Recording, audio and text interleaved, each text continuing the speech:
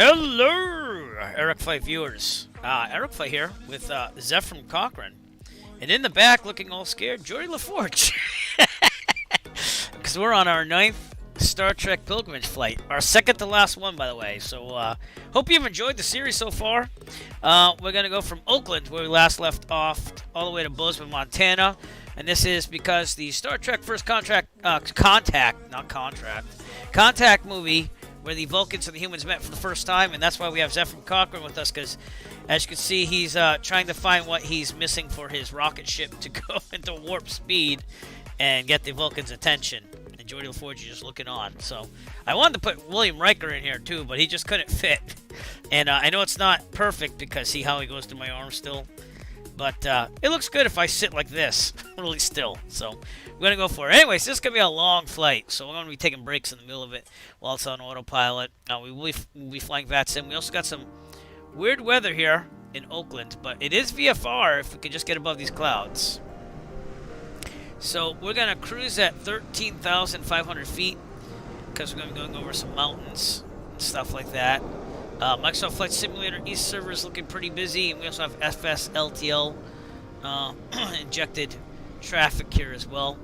But yeah, here at Oakland, California, and about to depart, so let's do that. All right, get our checklist out. I'll let you look at it while we do this.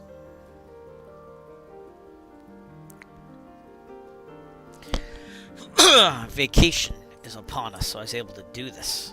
And I had to get clearance from the wife because this is a longer flight. We're about 4 hours in the air, and it's also long, so I have to watch my fuel. Even though I should be able to do it, the range of the SR-22 is about 1,000 at about 65% power. So I'm still going to go 75%, but we'll keep an eye on the fuel. Talking about fuel, we'll see if it's full. It should be. And then we'll go from there. But again, checklist for the SR-22. We'll pretend that the pre-flight is done. So pre-flight is completed, emergency equipment's on board, passengers briefed, seat belts, harnesses adjusted and secured. External power none, brakes are held. Battery master switch is on. Let's do that now. Very good. La la la la la. Strobe lights going on. And mixture full rich. Just have to readjust these things here. Looks like my Cessna TPM is dead, by the way, so I will have to buy a new one, which is going to cost some cha-ching because I'm going to buy quality, and that means the Vernio TPM with the vernier twisting motion on it. So it's gonna be expensive. It's like $900, almost $1,000 for that. But I'm gonna try to buy it used somewhere, and I have no money for that right now. But figure it out. So battery master switch is on, strobes on, mixture full rich, power lever full forward. Power level, if you will. Alright, we're going to go prime. 1, 2, 3. Boost. Very good. Got full fuel, according to that thing. I'm going to call clear prop. I'm going to go to a 4th. And we're good to go. So, clear prop, everybody. Clear prop. Very good. Retard down to 1,000. Oil pressure is in the green. Alternator master switch is on. And avionics going on. Program this while we're here. Just going direct to Bozeman, so.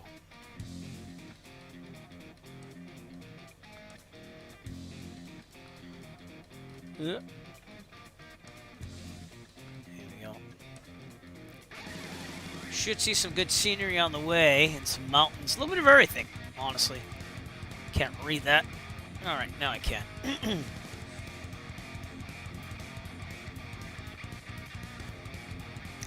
Zulu November. There we go. Again, Bozeman, Montana is where that all took place. The first meeting of the Vulcans and the Humans in Star Trek. So that's why we are going out there. Engine parameters, we're all in the green. We're good. Good to go.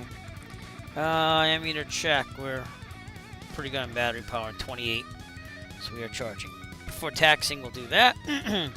Make one more check on Volante to see if there's any air traffic control, which I don't think there will be. We are flying real time, and you can see the problem with the weather here. But there is a window opening here, so we're going to try to get above these clouds.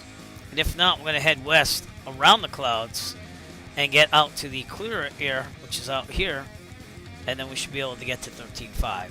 So, but right, that's where we are on Oakland, Oakland International. All right, we're good. We have to get some weather here, so let's do that. And the ATIS here is 133.77. I remember now. All right, not too much stuff on this desk still. 133.77. It's not 135, is it? No, 133. Hello. All right, monitor com 2.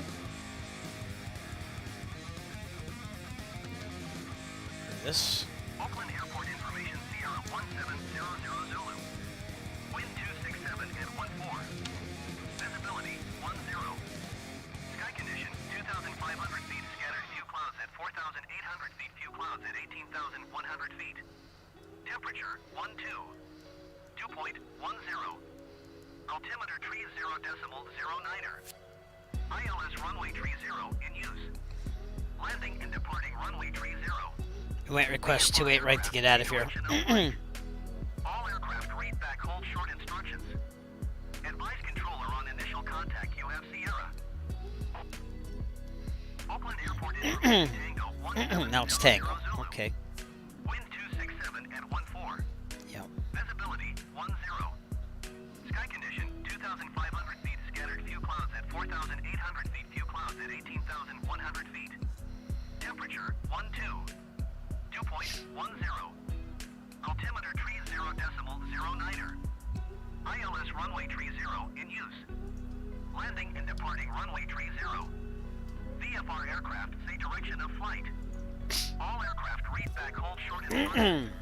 Okay. Advise controller on Even though they said runway 30, I would request 28 right because it's closer. And not only that, but it's closer to the winds too. So let's turn off this. Let's be monitoring guard. You know what that means. Visibility 10. Sky condition. Monitoring guard. You're on guard with Alright. So we're gonna have to do this like a non-towered airfield. I would leave 28 right if it was non-towered. And it's closer anyways and all that stuff. So we're good. So that's where we're gonna go. I have to go to VATSIM Unicom on 122.8.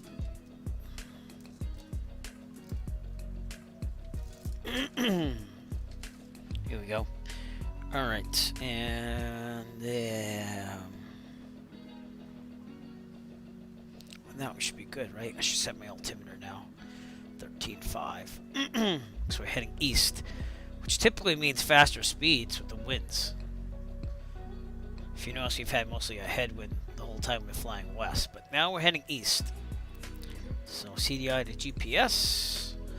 Good. No wind data yet. Transponder. Should be alt on that. Okay, and checklist. Squawk 1200, flaps up. Brakes feel good, according to the simulator. Alright, we're going to take a left out of here. And keep my plate here.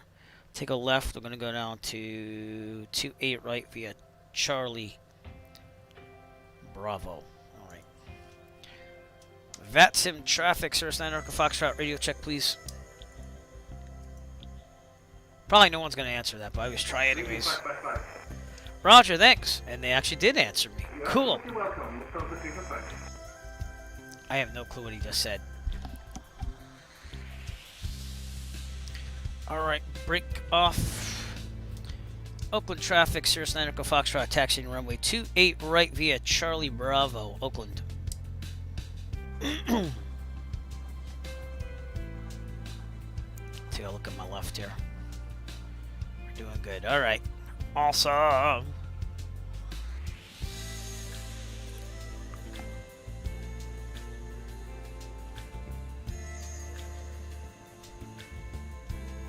Keeping it on Charlie. Keeping it real. I think it's the first time we ever had two VIPs. Zefram Cochrane and Geordi LaForge with us today. So We enjoy their company, but as usual, they are speechless as passengers. Oh boy. My allergies are going nuts once again today, so I'm just gonna apologize. I think it's my office. There's something in my office that's making me probably dust, maybe, I don't know. But it's vacation week, so I hope to finalize cleaning for once here, because every time I clean it, more stuff goes in it.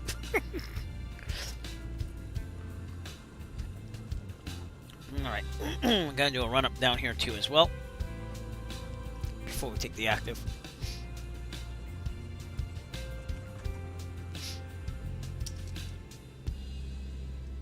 And there's traffic over there.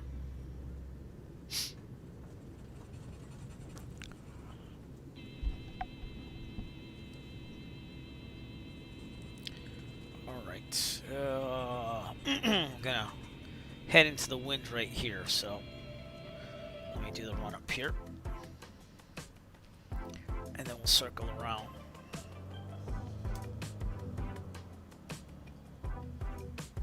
Right there, run up. Checklist. Before takeoff, caps handle, verify pin, remove seatbelt, shoulder harness secured.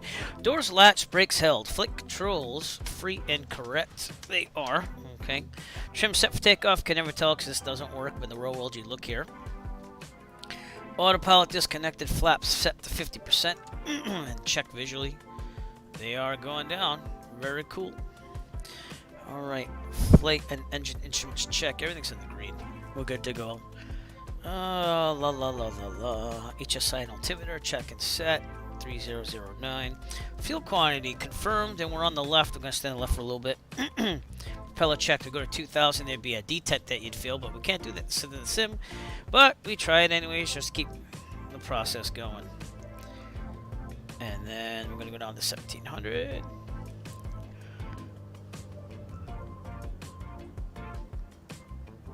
Check the mags, excuse me.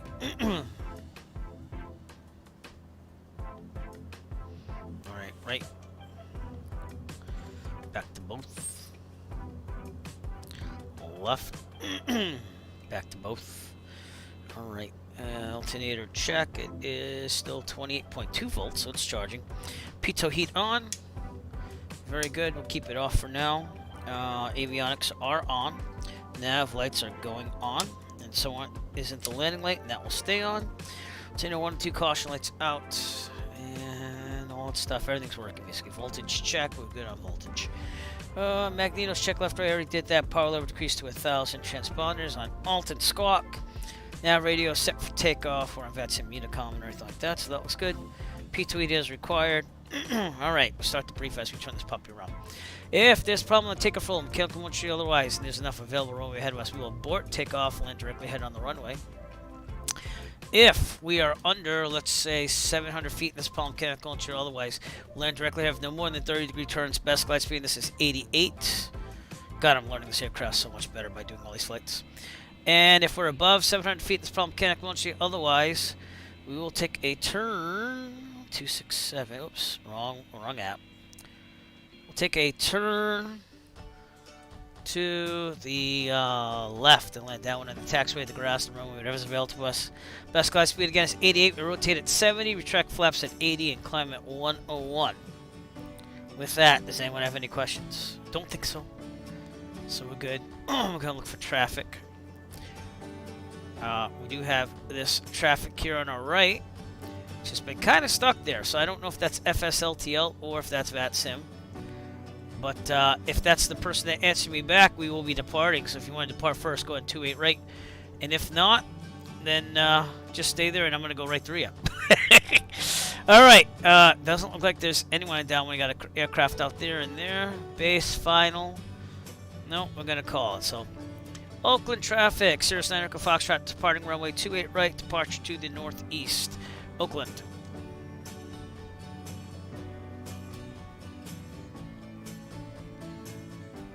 Now I'm taking it like that's FSLTL traffic, so we're just gonna have to mosey our way through it.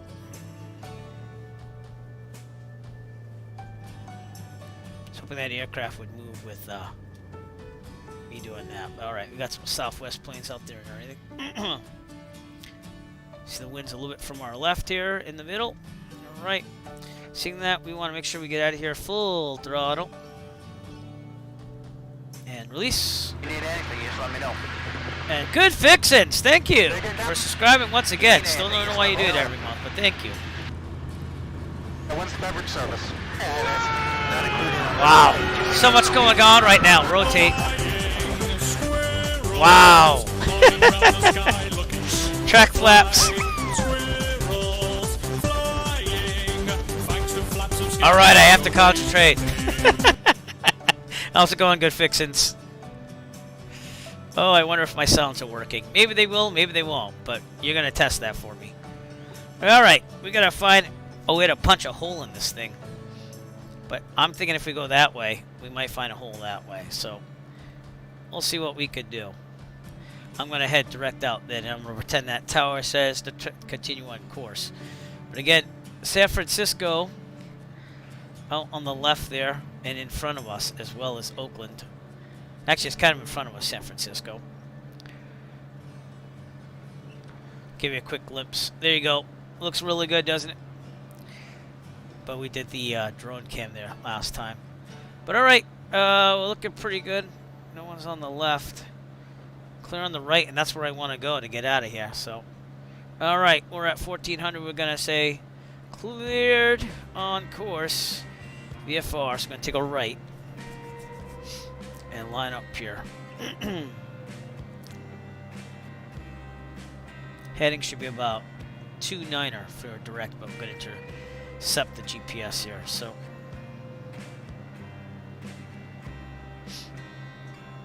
it is. It's about 4 hours, but I got clearance from the wife and I'm on vacation. So we're doing it now. With Zefram Cochrane and Geordi LaForge looking stunned in the background.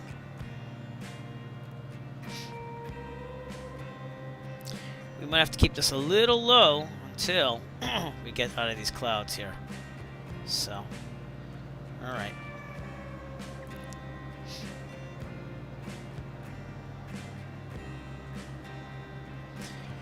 Kick it back to 75% for now.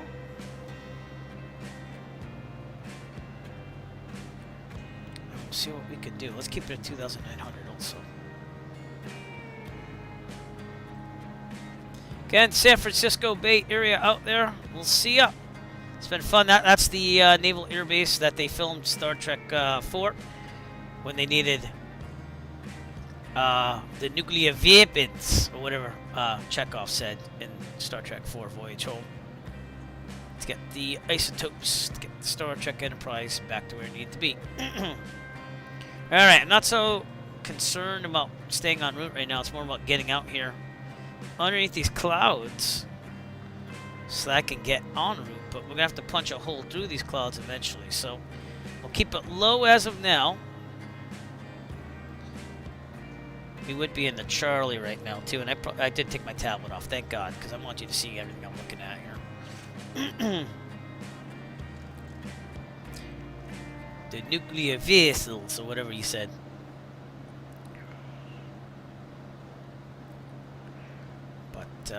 Yeah, we'll be taking breaks too in the middle, so I'll leave it on autopilot eventually and take breaks, probably especially 2 hours in or something, like halfway through. So just gonna duck these clouds. I'm gonna trim it down here. Now, is this the safest thing? Yeah, you know, probably not, but it's good weather after this, and honestly it's all about the clouds and getting through it, which it said it should be able to be done in Sky Vector. So we used to have like moderate turbulence, which was only a little point earlier, but now it's like almost a whole flight. So, you know, it should be good. Excuse me.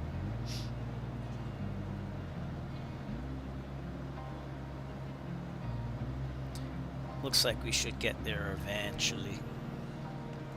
Get Sky Vector, this is what it's looking like. Yep. So all this moderate turbulence came down, and this is trying to get above it before we get to Mather Field there. But after that, it should be pretty good. It's clear, 10 square miles of visibility. I have to watch out for the restricted airspace here, but other than that, we're good on that. And yeah, we should be okay. Have a cop car out there. Can't catch me, copper. But I had to let the Star Trek franchise guide me on these flights. So Bozeman, Montana, believe it or not, is second to last flight, but it's the closest to Oakland out of all the destinations which were chosen.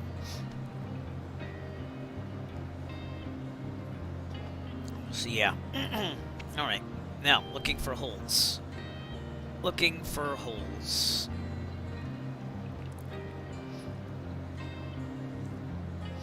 Now saying 3 hours and 45 minutes, but we'll see because I have to do another climb still.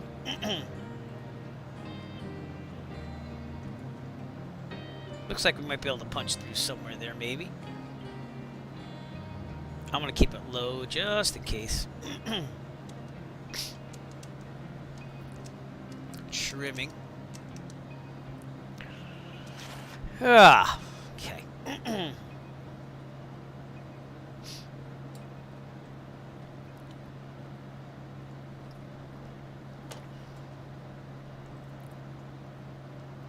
Alright, let's take a quick look. Well, I'm trimmed out pretty well. So that's the Oakland area, the Bay Area, if you will. And we should be able, yep, to get up there pretty soon. So we'll continue that climb until I'm below the clouds by the proper thing. Full throttle.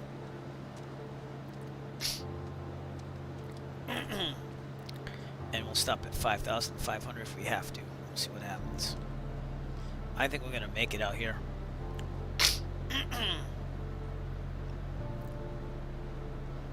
Alright, and we are right near Walnut Creek, California. Heading out. I do. I have Microsoft Flight Simulator server. I just couldn't turn off the names. So I had the names off and on. Of course, I don't know if I have them off and on right now, but I'll let you know in a second. Yeah, there we go. I have them on now. Peppa Pug is currently flying out there. And you have Buchanan Field off on our left here somewhere. I don't really see it. Must be off our wing. Is that it? That could be Buchanan Field. But yep, I have VATSIM and Microsoft Flight Simulator East server. I always like people to fly with me if they want to. And some people get intimidated with VATSIM, so.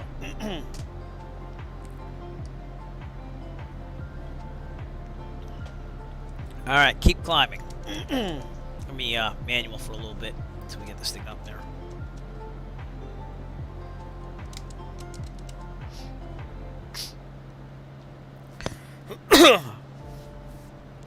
13.5 because we have mountains in our future.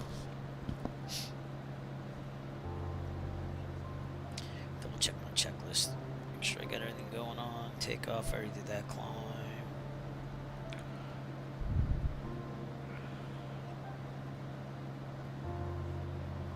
Okay, we'll turn the fuel boost off for now, but they say to leave it on, or you can. So that way you, what does it say here? Fuel pump may be used for vapor suppression during climb. Fuel boost should be left on above 6,000 feet. Pressure altitude if takeoff mated with hot, warm fuel. So I just kind of leave it on. So, not that you need it on. And then whenever you change the tanks, you have to have boost on. So, alright, I think, ooh, look at that wind farm out there. I think we're going to head right here and head in this direction. So we're going to be a little bit off the direct nav route here, but that's why we're VFR. Keep climbing. Let's go. Leaning the mixture so we get maximum power here.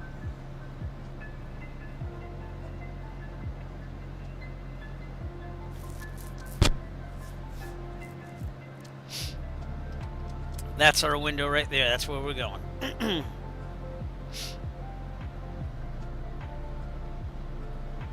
Alright, and we're over Antioch in Pittsburgh, California, and I just noticed that I'm pitching down. I don't know why, but there we go. Now I know why Geordi's all scared back there.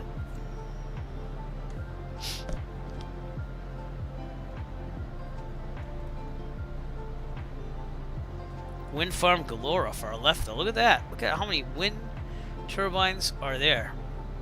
It's amazing. And that's near Pittsburgh, California.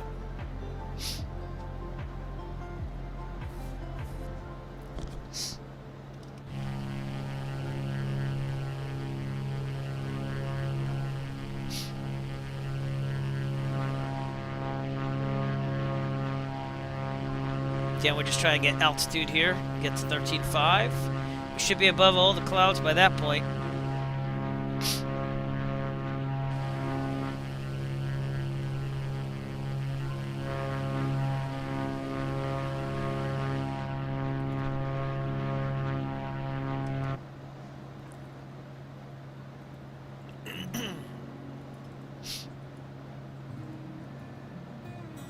Here's a 172 at 13,000 feet. It's showing hope, everybody. It's showing hope. Leading out the mixture as we keep going up there. No, we're going to keep it at 87. Okay.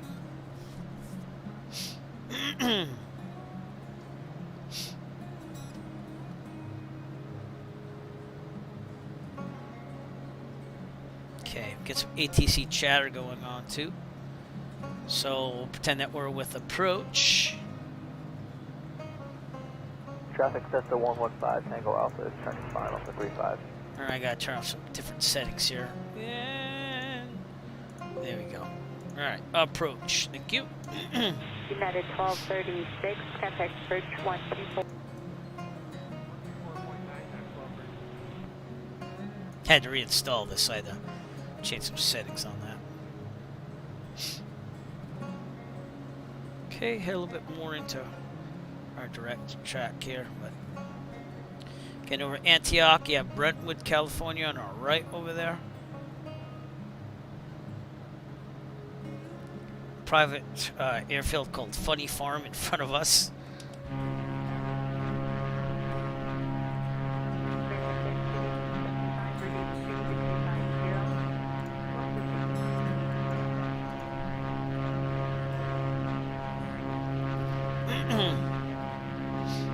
This is why I knew it was possible, studying that weather. Just knew it was going to be hard getting through the clouds. Keeping this VFR, so.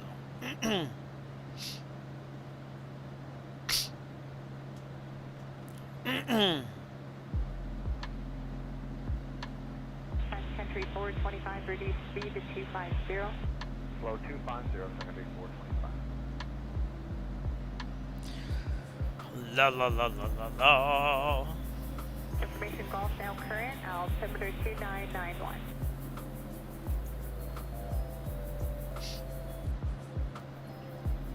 Keep climbing.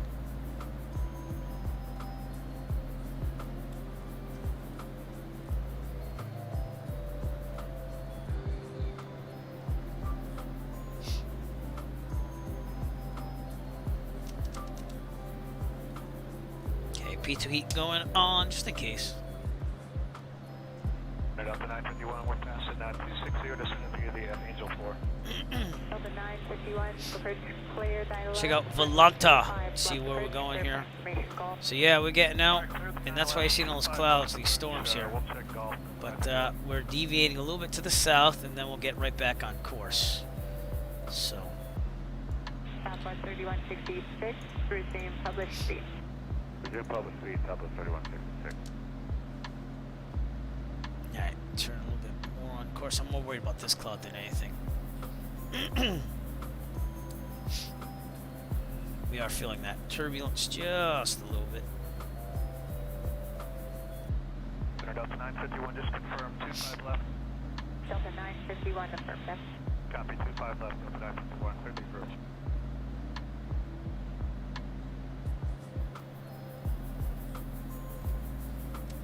Climb, climb, Will Robinson, climb. Geordi, how you doing back there? You look like you need a puke bag.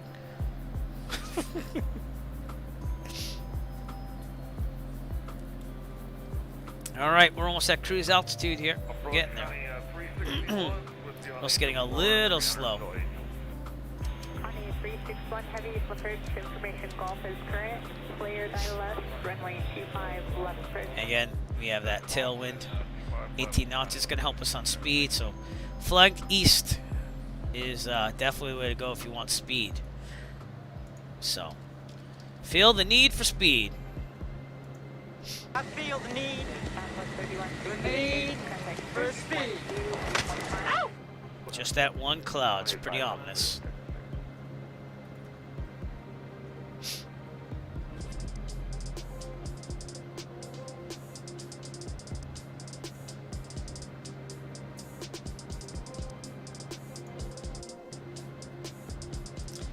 Oh, that's why. Uh-oh. Delta 79 Heavy, reduce speed to 250. Huh. I didn't know it was doing that, so... Oh, so Streamlabs chatbot is the thing that's controlling that, and not the other ones. Okay, I'll fix that once we get on autopilot. My timers aren't being used by the web interface, but with the Streamlabs chatbot interface. I'm going to turn back on course once we get past these clouds here. Okay, drop the mixture a little bit more.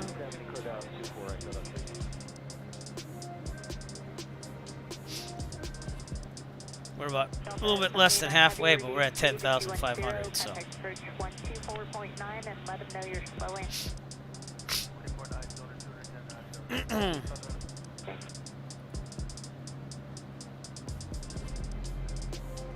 Going to the Yellowstone National Park area on this flight, so maybe we'll get to see some of that later on. Let's just worry about getting out of the Bay Area. Heading towards Lodi, California, I believe. Yep. Delta 951 has information golf. Yes, Delta 951, reduce speed to 250. Slower 509, Delta 51. Looking pretty good. I don't think I've ever flown over this area in the sim before. I could be wrong on that, but I don't remember flying this area.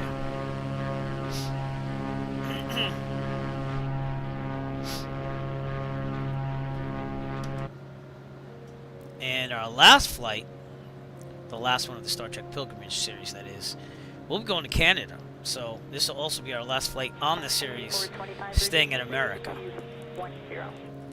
So I'll announce that at the end of the broadcast where we're going on that last flight, which I hope to finish all these flights this week. So, but that one's gonna be a long one too. So.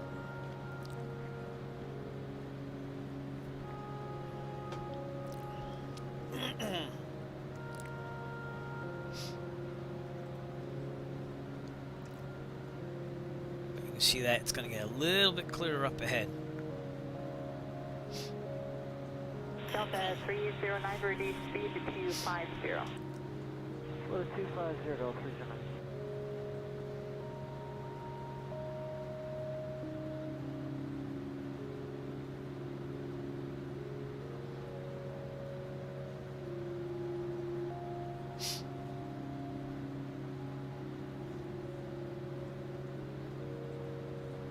Delta 309, reduce speed to 250. A little bit more of a tailwind should help us. Alright, I think we'd head a little bit more to the north here. Now that we're kind of above these clouds. Approach your center cargo 8230, we are passing limit triple to Angel 4 information Foxtrot. Alonso Cargo 8230 Heavy, approach reduce speed to 250, standby. Reduce speed to 50 to center cargo 8230.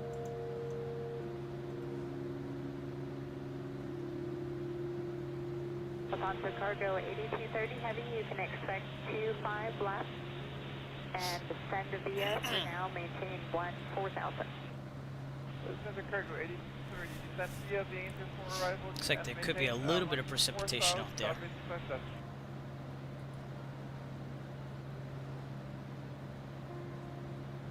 About 2460, 22 to the 70 of Hollywood, 250 knots Foxtrot.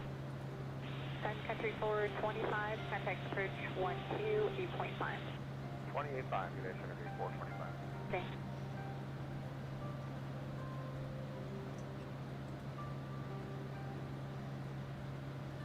Okay, 500 feet more to go. Then we'll turn the autopilot on and Alfonso Cargo Be on our 8230 way. Heavy, actually you can descend via the arrival and you are clear, 9 left, 25 left bridge. Cargo 8230, stand here at the Angel right with the IS, west left approach.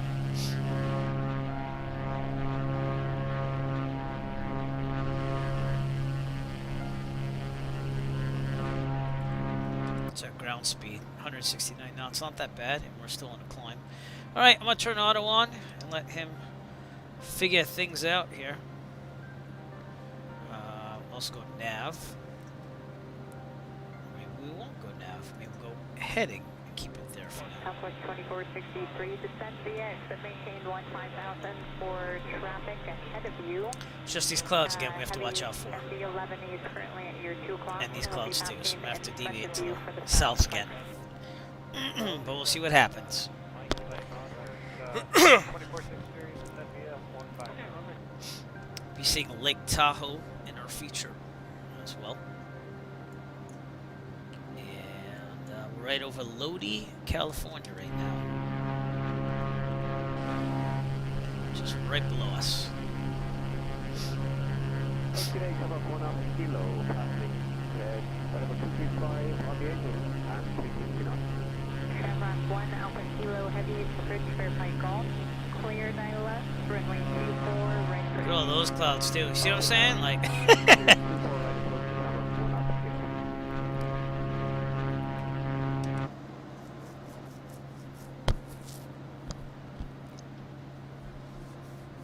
all right, looking decent. Sorry, just to confirm, we're clear for the IS to descend all the way down. Alfonso Cargo 8230 Heavy, affirmative, 25 left. Now, clean up the mixture. Descend via the Angel Port. It's gonna be about 67 if I can get that there again. Yep, and I'm gonna kick it back to 65. We'll keep it there, and we should be good. We're about 3 hours away, so actually, my calculation's 4 hours. It's always a little less. I didn't really calculate winds and everything. I kind of put a 152 in there for cruise speed. And now we're doing 200 knots. So again, that's going to be a lot quicker than what I said. So that's kind of cool. Save some time. As far as the storms that are around us, or the clouds even, just got out of that major section right there. We have this little section here, and then once we get to about Carson City, Lake Tahoe, we're going to be pretty good. Last time we went to Lake Tahoe was the Virtual USA Flying Club event there. That was pretty cool. We did laps around Lake Tahoe.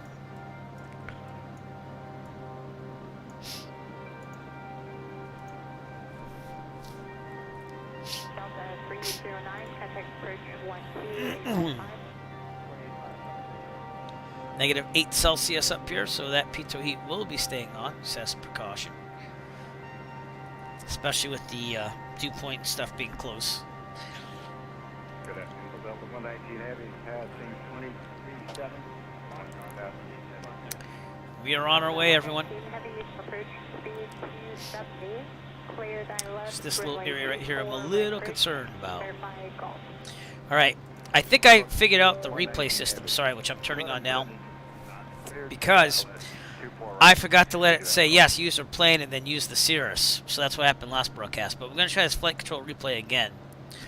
And we are going to start recording it. So let me do that. And hopefully this time you'll get to see a live replay of the landing at the end here. That's the goal, at least. And then this will be today, so 4:17. Just setting up where it's recording right now. These are playing true. Start recording. And it's recording. And it's pretty cool if I ever get to learn how to use every little thing on it, but just to replay the landing, I did a YouTube short on the last one, so I showed it is possible, but it's tracking everything I'm doing right now. So leave it there and see what we can do. Again, these clouds are the ones I'm really kind of concerned with. Everything else is staying at bay here.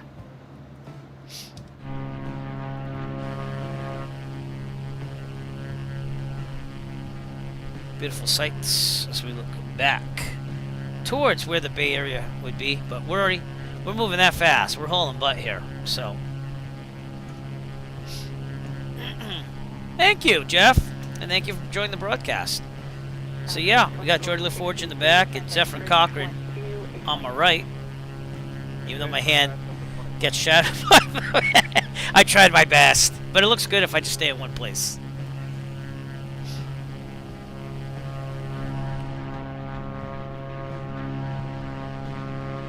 There's lots of clouds. Little clouds to worry about. So you might have to deviate to the south here, but we'll be okay. Unless I want to go right through there, which that might be a possibility, but I think the safer way is to go a little more south again, then join back.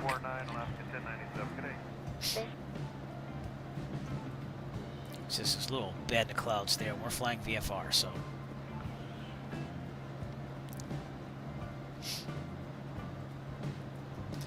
Shamrock 3 hours away. I thought it'd be more like 3.5 right now, but so we're doing pretty good. Again, the next thing to look at would probably be Lake Tahoe, which is coming up on or right up ahead. So we'll see what we can see once we get there. But let's dodge these clouds and get to the nice VFR weather, even though there's moderate turbulence out here today. Select the whole route. There's also some icing. We're going to touch a little bit on icing. But we should be okay. If anyone's wondering, gas is $7.08 at Bozeman. A gallon. I guess that's the way it is in the West, in remote places in the West. I think at Plymouth it's like $6 right now, so. I am not using a feed. I actually download my own copyright-free MP3 tracks, and then I try to give them credit with you knowing what's above. So I have a listing. I basically, YouTube audio, they have like a bunch of things for creators. So I download them as MP3s and I use them for videos and stuff. But let's see. I'm looking at the wrong computer. I have downloaded 325 tracks. So it just rotates them randomly. And if you like a particular track, look up there because it tells you the artist and the track title. But once in a while, I will get a copyright strike for the older ones. So I don't use a streaming feed at all. It's just me picking music I like. And there's a lot of variety in it and stuff. Got some hip hop. There's a little bit of rap here and there. There's some rock. So just kind of fits me. So if that makes sense. So I take a long time going on YouTube audio, whether it's copyright-free music and stuff like that. And then occasionally, in the past, I was just going for copyright-free music and I listen to what they have. But some of those still give copyright strikes on YouTube, so I filter them out. That's why that thing also helps me. Because if I get a copyright strike, I know which one to take off the song list. Yeah, basically I have Winamp. Remember Winamp from back in the day? I use that to actually play the tracks. And then I use this program called Music Buddy, which takes a notepad file that's automatically created from the Winamp playlist, and then it puts it up there. If that makes sense. I hope that makes sense. So, but check out Music Buddy. It's a program that you run. Yeah. And then it reads it off a notepad file that automatically updates itself every time it switches a track. That took me a little bit of ingenuity to find, but Music Buddy and Winamp. That's what I use.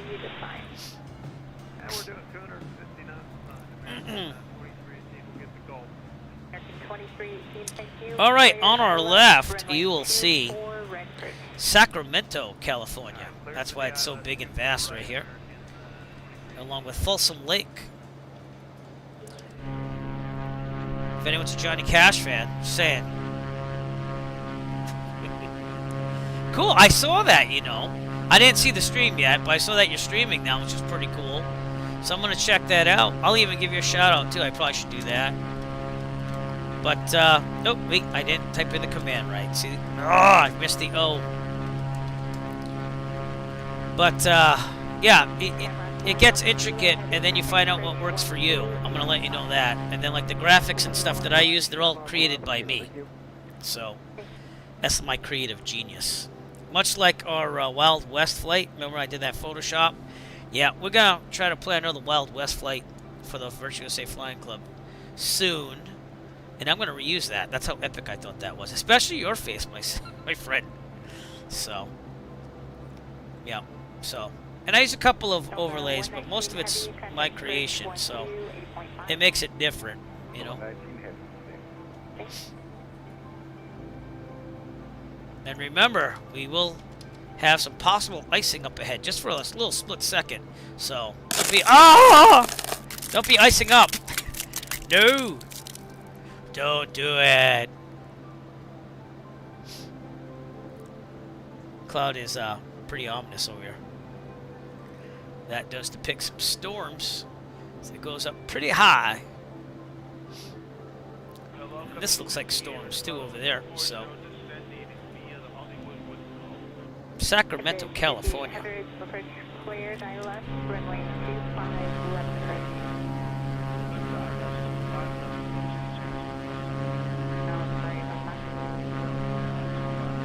These are suburbs of Sacramento over here.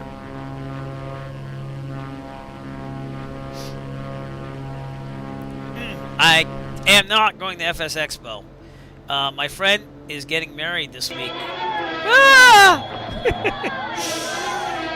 No, I wanted to go. As soon as the monkey stops flying, I'll let you know.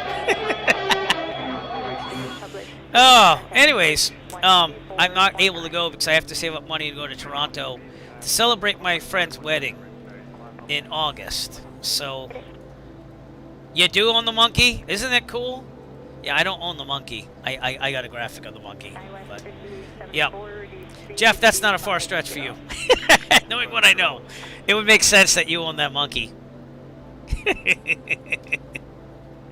Awesome. American 2318 has go. All right, we're going to get an updated pressure check in a little bit, but we're slowly getting back on course. It's just these clouds over here. And we've cleared those clouds. But I'm hoping that once we get out here, we're going to be pretty good. So we'll see. Let's see how we're doing on fuel. Yeah, I'm going to switch to the right. We're on boost. And switch it to the right. There we go. Back to fuel pump off. All right. It's a pretty pleasant flight. It's just the clouds. Yeah. Yeah, you know what? It screams when you shoot it. It actually does scream. I thought it was just a flying monkey where you just like phew, with the feet and shoot like a slingshot.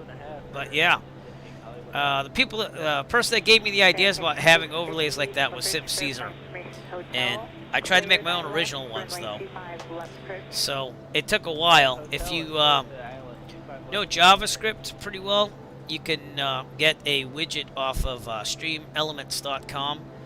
and upload it. There's a whole YouTube video on how to do that, but some of them are animated GIFs, like that monkey is an animated GIF. Photoshop does a very nice job of making them look really good.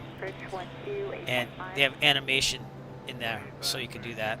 And then others are actually, like the icing one, that's an actual green screen MP4 file, and then you just do the chroma key in OBS to get rid of the green.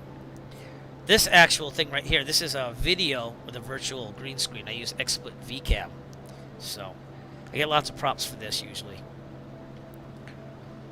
And then Geordi LaForge and Zefram Cochrane are just pictures that I photoshopped in as a PNG file that has transparency. So, and I have tons of VIPs, and I just keep them there. So, but this is the first one to have a backseat passenger there, so I'm pretty proud of that.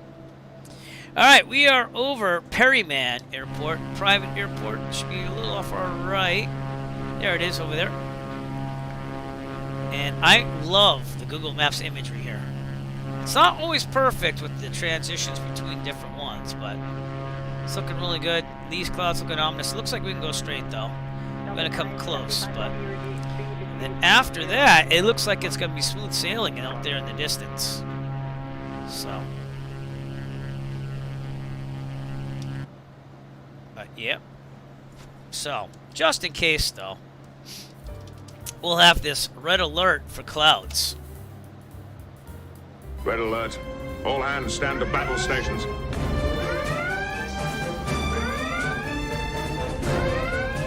So watch those clouds out there. We're on red alert. Oh, it's fun. It's fun. look at the electronic flight bag while we're here. Just left the Sacramento area, and we are heading out. And that's why we're at 13.5, because we're going to start hitting the mountains over there, having to overfly them. We're going to go into Idaho for a little bit. And then again, this restricted airspace, we're going to go a little north of that to stay out of there. I'm probably above it, but just in case. And then you see right here is where the peaks go really high, over Bora Peak and stuff. And then Bozeman, Montana is over there, and we'll figure that out as we get there. So, should be good. We are, about 20%, no, 15% into our flight. So we still have 85% to go, and that's the gold bar at the top there will tell you that. And we'll keep it going. Well, that is an ominous cloud, though. Look at that thing.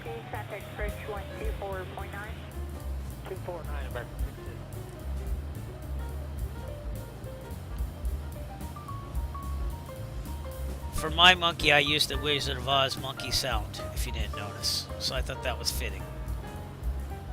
Alright, we're going to head a little bit to the south here. And that way we'll avoid this cloud a little bit more. Smooth sailing after that, everybody. Oh no, yeah. You spend a long time. Yep. Oh yeah, you will. And you'll see what works for you. You know?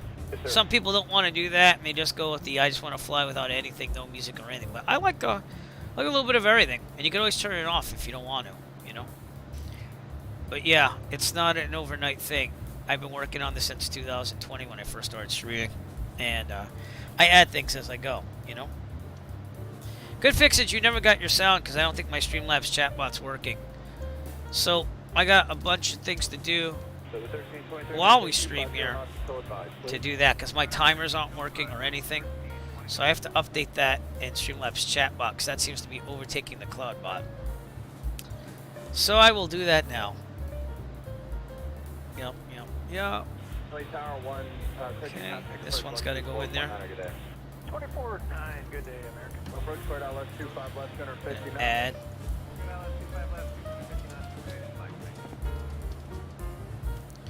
Okay, group. There is no group. No, generalize that. Okay. Submit. And the other one. 2143, approach 128.5. You have a good day. So, just a bunch of timers that aren't in Streamlabs chatbot, but will be after this. So, this one.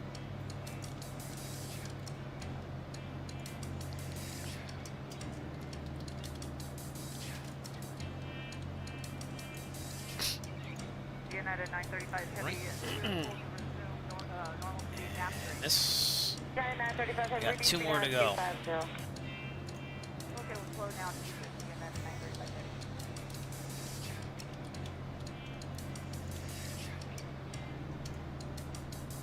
Okay, and then this.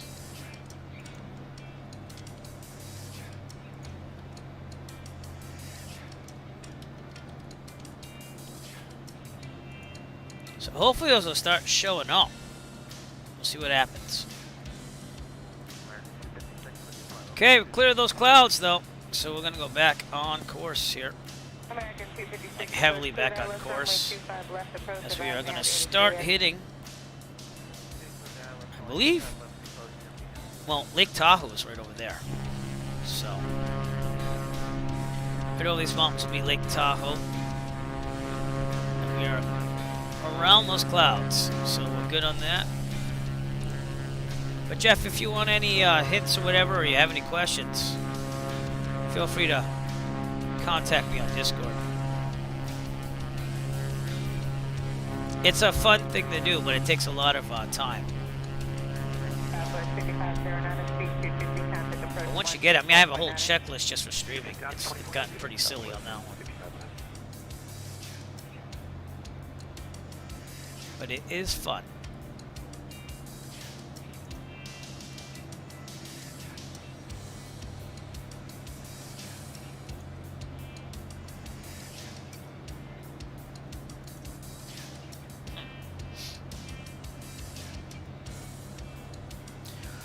Oh, thank you to everyone for tuning in today. It's going to be a longer flight here to Bozeman, Montana. But again, we're going to try looking at some of these sites here. Lake Tahoe is out here. Actually, we can see it a little bit now.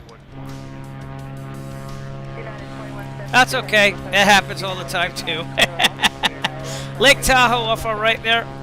Richie Osei Flight Club members, you might remember our little race around Lake Tahoe, the Tahoe 200. I thought that was a cool event.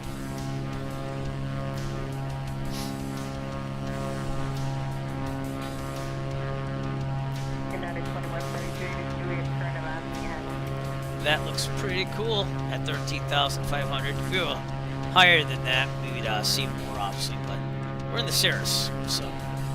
Also, Reno, Nevada should be coming up on our route, too. I have some scenery for that galore, so.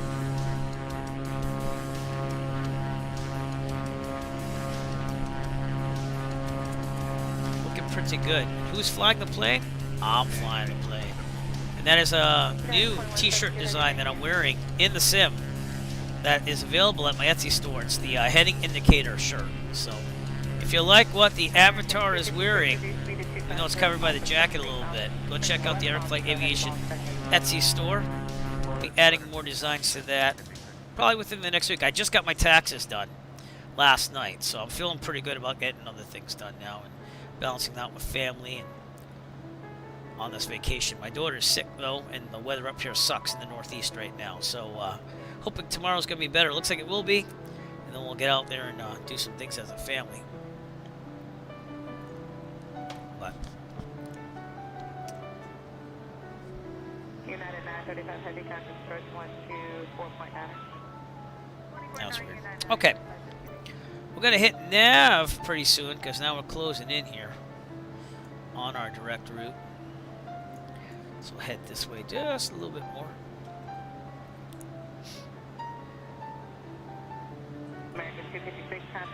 The Flight Sim Expo is going to be awesome still, so if you're going to be there, send pictures and stuff and let us know how it is. Unfortunately, I have to save my money to go to Toronto this summer, which is still a fortunate, but and also for family trips.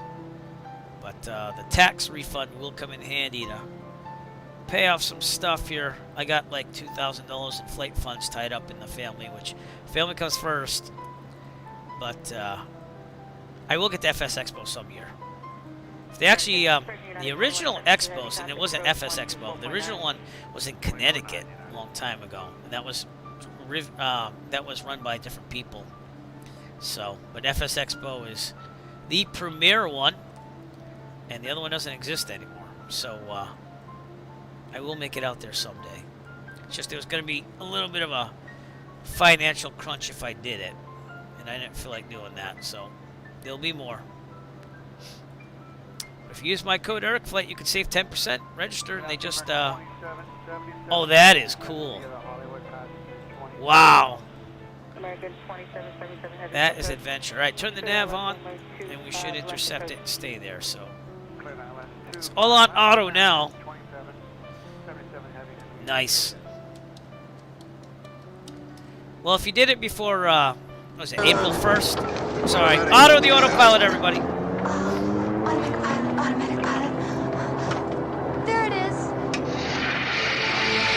Taking us to our destination today. I'll go back to the passengers. Thank you, Otto. If you registered by April 1st, I think it was a little cheaper. So that's why I had my cutoff decision date on March 31st. So.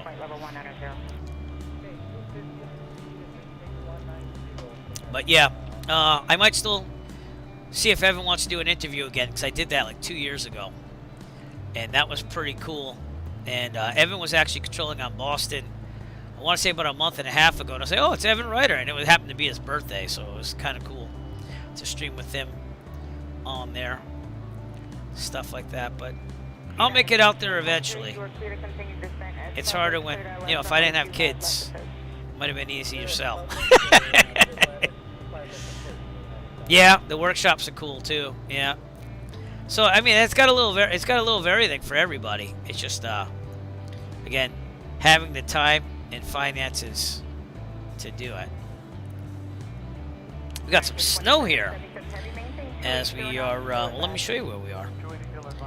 We're just northwest of Lake Tahoe, the Sierra Nevadas. And Reno, Nevada is coming up pretty soon, so we're going to be out of California in just a couple of minutes. Oh, that's cool too. Nice. Yep.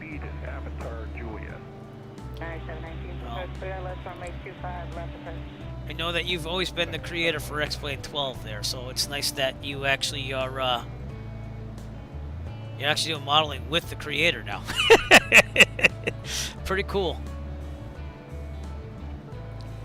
Lake Tahoe.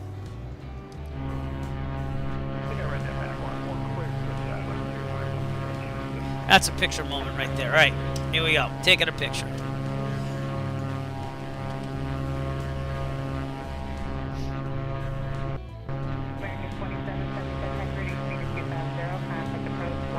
It's funny to see snow because in the Northeast we've had like no snow all winter long. We had like a little bit, and that was it, which is abnormal for the Northeast, to be honest with you.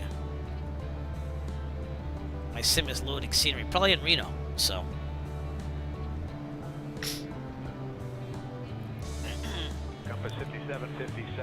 All right, so now you know we're right outside Reno, and we'll be looking there as soon as we get over there. Quit odds, 24 right, compass 5757.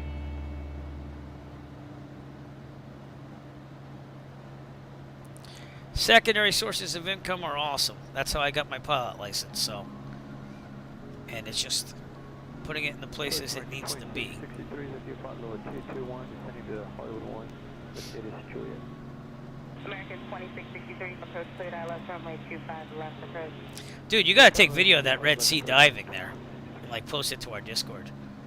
The Rich USA Flag Club Discord. Cause that's gonna be awesome. Do you get the GoPros and stuff? I don't know how that works with diving. But I know that you'd have to worry about, they have the cases that go around it. On our right, there is Truckee Tahoe Airport, Kilo Tango Romeo Kilo. Pretty cool, that's right there.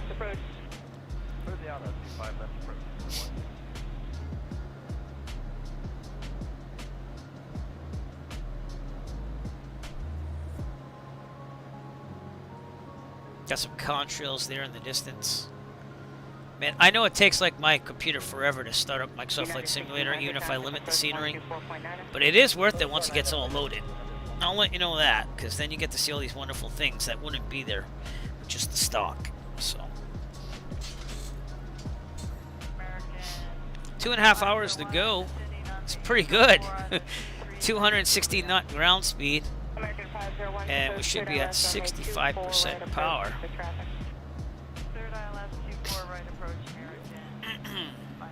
And how's our fuel looking? Yep, I'm going to stay on the right. Let's get a pressure check out of Reno.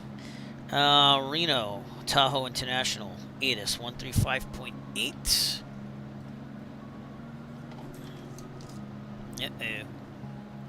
I hit the throttle with my arm. 135.8. Yeah, all right, let's listen to it. Wind 214 at 4. Visibility 10. Sky conditions clear. Temperature 11. Dew point 10. Altimeter 29.83. Visual runway 2983. I did hear that right. If we had a flight following and stuff, we'd have those given to us. Go, let's do it one more time, because that was a big change.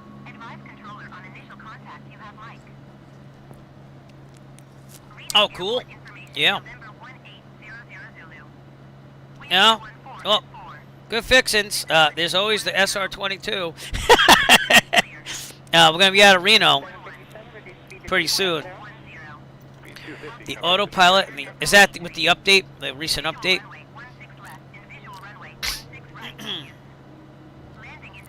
We have lots of time here, too, so if you figure that out, I'll let you know. Airports. But we're starting to see, I believe, Reno coming out here. Alright. I'm going to listen to this one more time because I wasn't listening at all. 2585 by the Hollywood one. Air Canada 795, approach cleared eye left runway 25 left approach.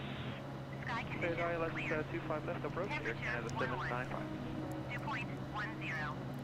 Altimeter 29.83. Yep, 2983. All right, over to guard again. You know what that means. Have to do it. If you like this graphic, it's on a t-shirt in the Eric Flate Etsy store. Amazing design, if I do say so myself. So, if you like to have a shirt that supports KGRD and Eric Flate and his real-world flying exploits, feel free to go to the Etsy store, etsy.com/shop. Sharps, yeah, plural, /Eric Flate Aviation. There's also a link that usually pops up, but I don't know if it did or not. So, I'll put the link here.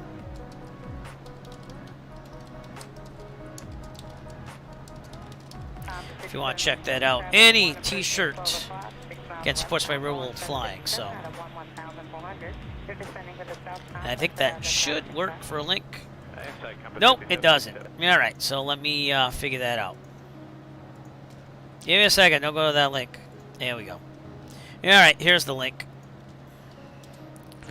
Feel free to go there, pick up a KGRD t-shirt. And that is Reno, Nevada, ladies and gentlemen. Ah! Right over there.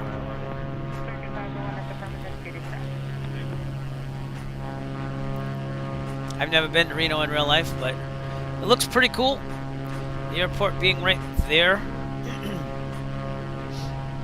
And tons of buildings that are still kind of loading.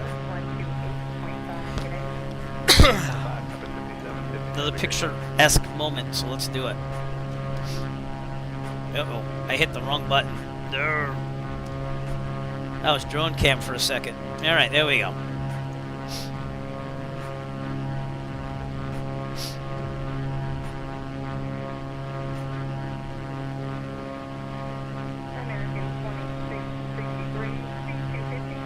Pretty cool to see Reno. And then, south of that is Washoe Lake, and then Lake Tahoe would be over there, right around the mountains there. And that's how close we were when we did the Tahoe 200 event. But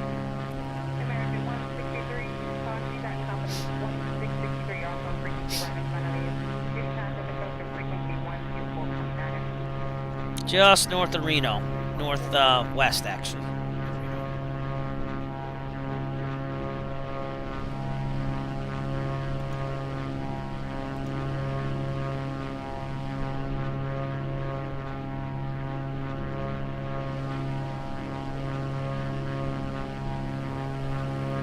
Alright, back in the plane. Speaking of the plane.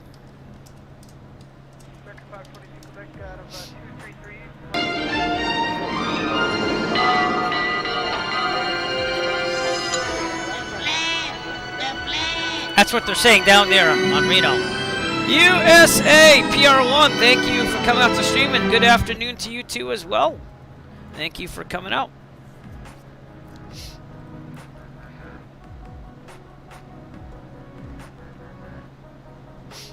Let me know if those graphics are too loud, because I can turn them down, because I've been trying to find a good balance, and I review my streams after I stream them to try to get a right balance. Like today I turned down the background music a little bit. But currently just north of Reno here, and we just crossed into Nevada, on our way to Bozeman, Montana. Again, the site where the Vulcans and the Humans met for the first time with Zefram Cochrane. Attaining warp speed for the first time and getting their attention. So we're going out there on our 9th and second to last Star Trek pilgrimage flight. I love doing series like this because it gives you a purpose to fly places you wouldn't think of if you just pick a theme and go with it. So these Star Trek pilgrimage flights have been pretty cool. We have Zefram Cochrane on board as well as Geordi LaForge in the back. First time ever with a backseat passenger on the VIP list. Air Canada 795, reduce speed to 250. Thank you, sir. Thank you. It's, I do not use NVIDIA filters or anything. I do have a 3090, and if anything, I I'm running it on an HDR monitor, and the tone mapping is not the best with the Elgato. What do I have? The HDMI HD60S Plus. I did buy the 4K box, but that thing works like crap. So I stuck with this, and I actually tone match it with a LUT file. But yeah, so I basically run 4K to the streaming laptop, and then I have a LUT file take the colors, and I tried to match it as close as possible to the HDR, which is never possible for the stream. So that took me a long time, by the way. But yeah, I don't do any of that filter stuff because then it gets too intricate. I dabbled in it, but I was like, nah, this is too much. So yeah, occasionally I think that it's too bright, but that's only when it is bright on the screen because of the sun. But it does a pretty nice job. Yeah. And we are heading towards Pyramid, I can't talk anymore. Pyramid Lake, right over here, which again is north of Reno. There's going to be lots of deserts and mountains, or at least mountains, until we get closer to Montana and Idaho and stuff like that. So, Idaho is like the kingdom of mountains, if you ask me. Never seen so many mountains. Like the whole state is mountains. Hence why we're flying at 13.5 too. So.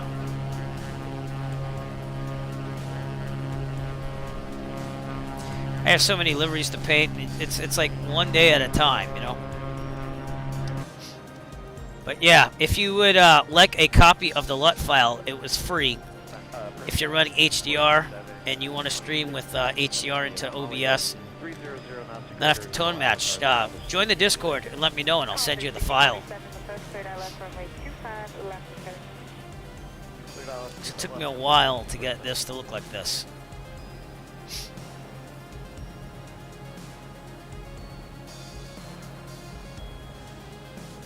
Delta 1330, I have a spot on 24 right. If you'd like to just let me know. That'd be great, Delta 1330.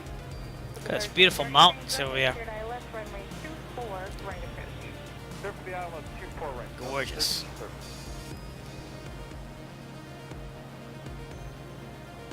Reno leaving us now. So we'll see you, Reno. We're on our way to Bozeman. 2.5 hours out. That's pretty awesome because I thought it was going to be a lot longer than that. But the tailwind's helping us. We're still on the right tank there, and we'll switch to the left when we have to. 300 knots or greater until Avatar, then publish speed of Juliet. Compton 6047, the first third I left runway 25, left approach. I didn't even know about LUT files till I had to solve this HDR to SDR conversion.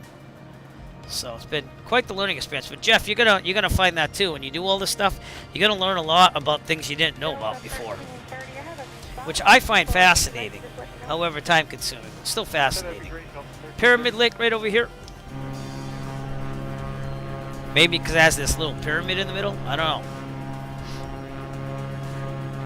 That's what it's called. And that's the Idaho Island National Wildlife Refuge right here on this little island there, if you will. And then we have Winnemucca Lake right over this mountain over there. Yeah, well, you probably will. They're probably going to know more than me. But one thing I can tell you is that if you get another computer just for streaming, it does make it easier. I'm lucky that I have a laptop for work that I double as my streaming computer, and I'm able to write that off because I also do video editing and stuff for YouTube on that. So, and basically anything I use, you do a percentage on how much you use it for your business, but it is a de facto write-off if you use it, obviously. So, but I went pretty heavy on the purchases last year, and I feel pretty good where I'm at. I mean, heck, I love a 4090, but it's really not needed. See, I have a 3090, and it's doing fine, you know? But the 4090 is, I heard, a killer. It's awesome. So, and I don't feel bad about my purchase only because of the 3090, that is, because I was able to write that off my taxes for video editing and Bitcoin mining and all that stuff, because I filed the Bitcoin mining as a business. So just remember, if there's any way to do that, and make it all go into a business or businesses. So I have like, I think I filed 3 different small businesses, which don't earn a lot. Yeah. Yeah, it's not, but let's say that my sim crashed right now. I could go right to standby on the streaming laptop and figure it out on my desktop with the simulator. Because I've had that happen before. And the stream still goes on, whereas if you crash a desktop, it could corrupt the whole computer that you're doing. But I started out with just one computer, so it's definitely... But I personally would recommend, if you want to get into streaming after a while, get a dedicated streaming thing. Like, find out if you really want to do it. So, again, I just stream because I'm going to sim anyways. So I figured, what the heck, you know? Might as well. But streaming in itself has become a thing. I mean, I was very, very skeptical with the whole Twitch thing. At first, I was like, who the heck is going to, who the heck's going to watch a person fly virtually online? And now here I am doing it. So, you know, it is what it is. It's going to be 3 years in June. So, the Stream Deck, yeah, that's all personal preference on what you want to use, you know what I'm saying? I use my phone to change things on there with some free apps. So if I want to turn on my tablet, I push like that on my phone with this app and it turns it on. And that's hooked up to OBS. So there's cheaper ways of doing that if you're okay with that. And we could always go with this too. Number 1, make it so. Although I got kind of messed up with these 2 guys. So, let me see what I did there. I messed something up. They're supposed to be not displayed while that happens. So, yeah. Let's see if it works now, because I just messed that up. Number 1. Nope, they're still there. Alright, so they have to go below the things here.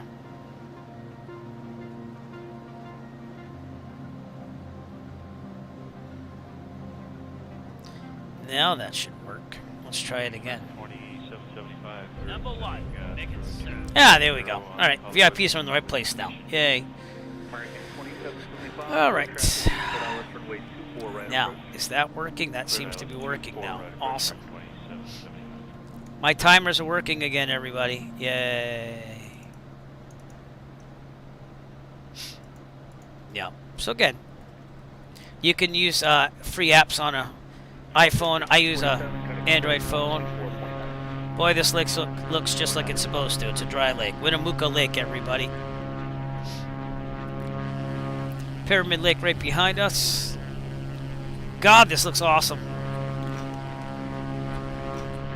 And I don't care. I think Google Maps imagery does better than Bing. I'm just going to be throwing it out there.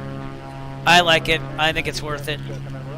And I was lucky that I contributed $5 to his development, because now you have to pay for a license, and he gave it to me for the year, for being one of the people that donated money during his whole let's try this out before I release it. So I will most likely, if not definitely, renewing that license next year too. Yeah, tablets will work too. I mean, I use my tablet for real-world flying, and then I just kind of use AirDroid to screen mirror that into the thing, and then I use some, you know, overlays on top of that, and I cut out like the thing there. So there's many ways of doing it though, and I got that idea from Dane Flats about the tablet and stuff. So, but there's a lot that takes hours to think of, and how am I going to do this and that. And once you get it though, it's pretty good. So.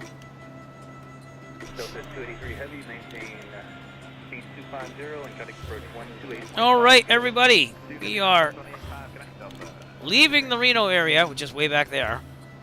And there's gonna be just lots of mountains, sand, dry beds, stuff like that, dry bed lakes, as we get to our destination of Bozeman, Montana.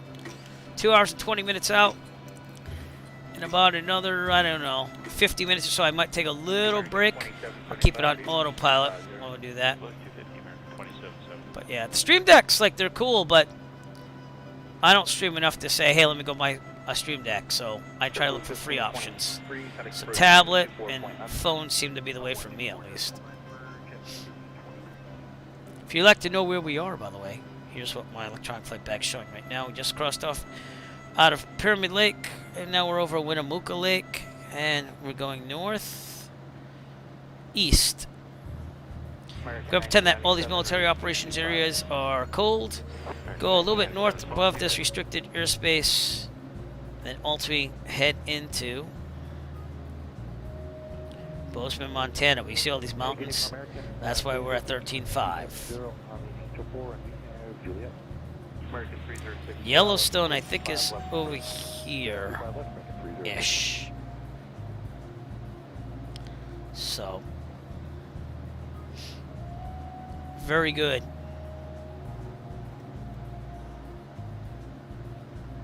Winnemucca Lake.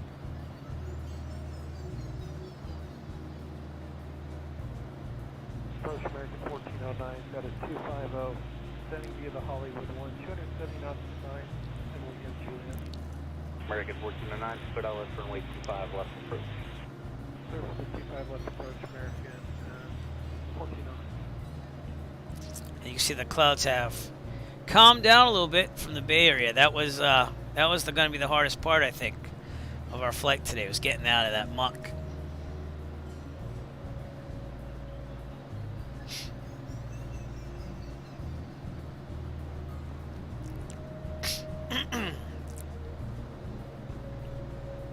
It's funny how technology changes, because Zefram Cochrane over here, he has this little green disc for some music there to take off in the rocket for time for oh my god, I can't say it anymore, warp speed propulsion technology. So it's kind of funny that back then in that movie they said that he would need a green disc with music on it, where nowadays everything is streamed and stuff. I don't know.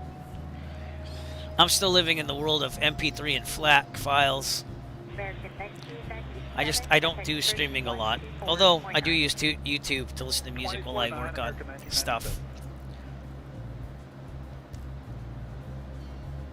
Alright, let's increase the range on the G1000 here. We're looking very good. It's amazing how you go from that to, oh, mountains. But that's the way it is. Ground speed of 215 knots, not too shabby. How's the fuel? Fuel's looking good still. Switch to the left in about another 15 minutes or so. Clear down left 25 left, 1181.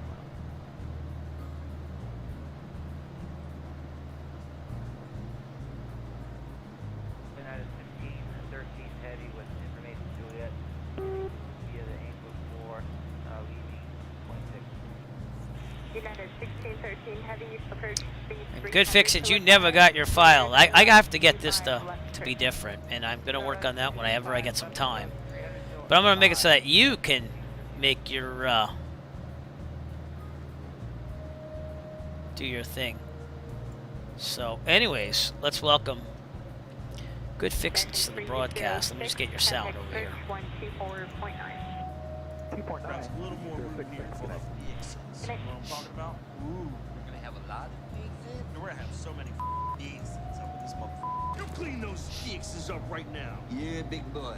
From now on, you gotta clean up your own fixes. Yep. So thanks, Good Fixins, for joining the broadcast earlier. If you're still with me, that's great. 1409, Oh, real world time, real world weather here. UTC time is 18:28. That means that it's 2:28 my time, which means it's 11:28 here, I believe, because I think it's 3 hours behind Eastern time here. We're on our way to Bozeman, Montana, everyone, to go see the place where the Vulcans met the humans for the first time in Star Trek First Contact. Here's another lake coming up. I don't know what it's called because it doesn't say anything, but we have Kumiva Peak out there. And that would be this right here. It is very gorgeous out here, but it's mountain after mountain.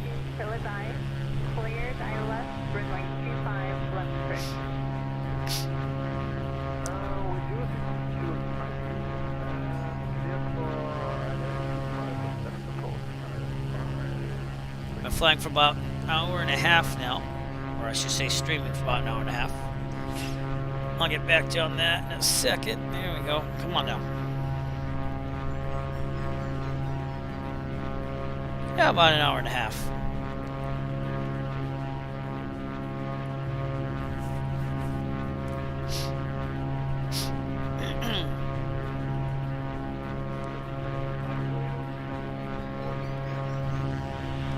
Very beautiful, but very just more of the same at the same time.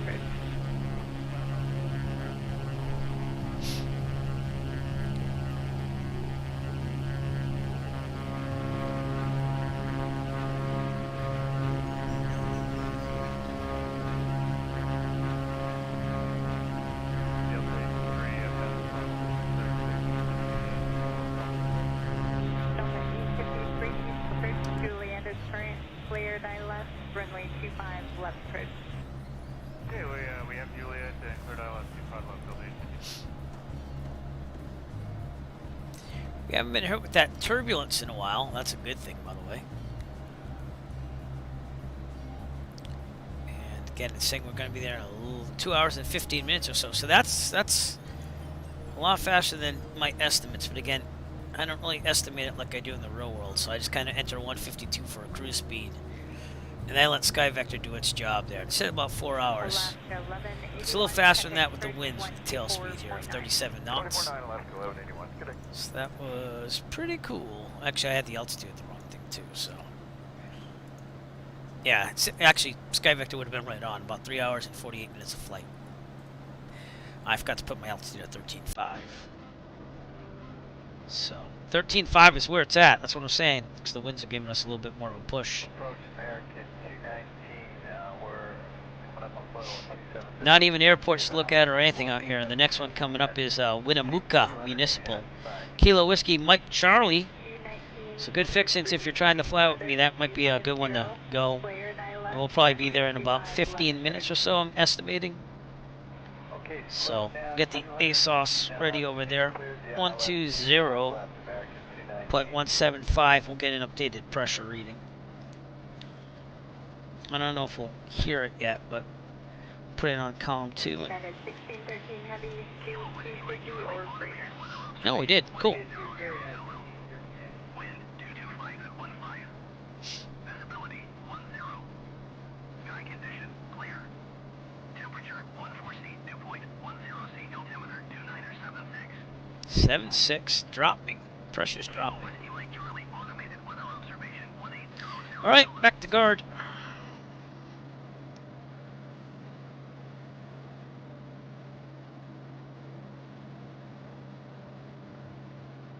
I touched the throttle again with my arm.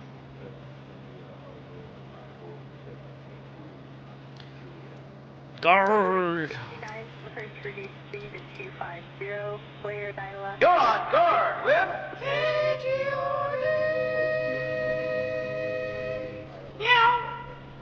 Very cool.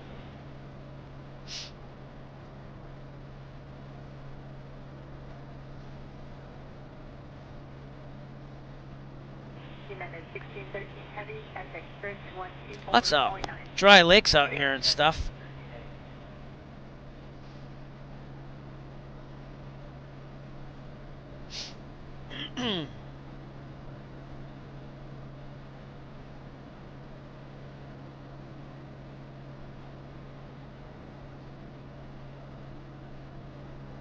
Two hours to go. A little bit more. 2 hours. Resuming publishing,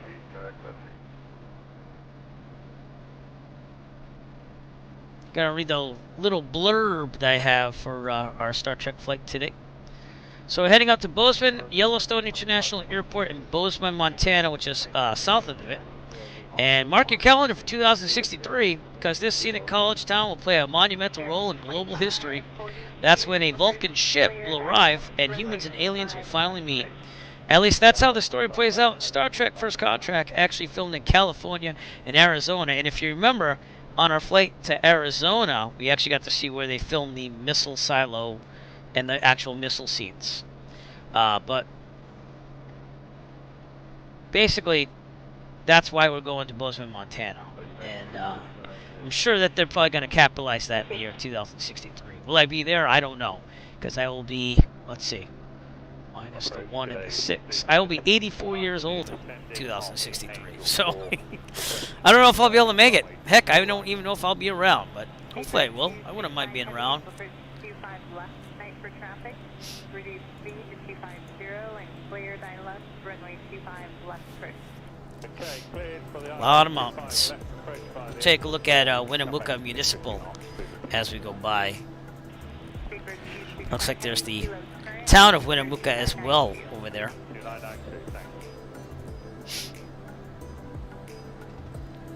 The Rye Patch Reservoir over there on our right. Let's take a look at that. There it is.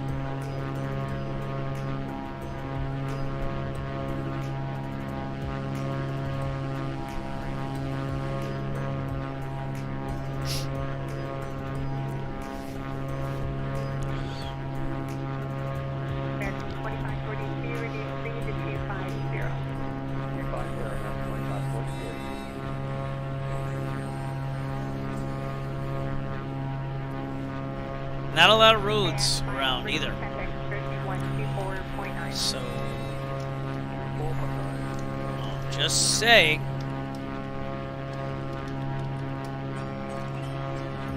Thought that'd pop up a thing. Obviously, it did not. So, I am in the Wild West, but like really in the West because we're in the mountains. Let me see if this works. Roads. There you go. Where we're going, we don't need roads. Mind the board. Yeah. So there's not a lot of roads out here. American 2611, approach reduce speed to 250, caution weak turbulence. Alright, where's that trail thing? of a heavy Boeing 747.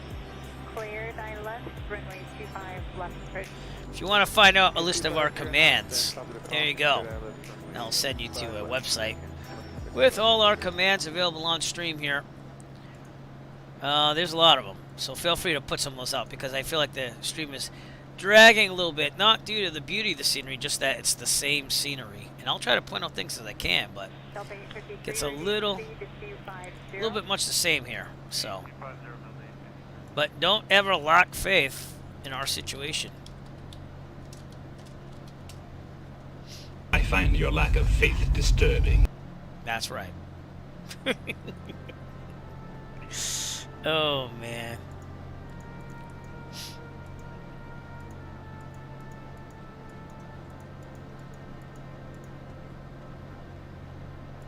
And last one I'm going to do for a little bit because they can get a little overdone, but good fix-its. This is for you.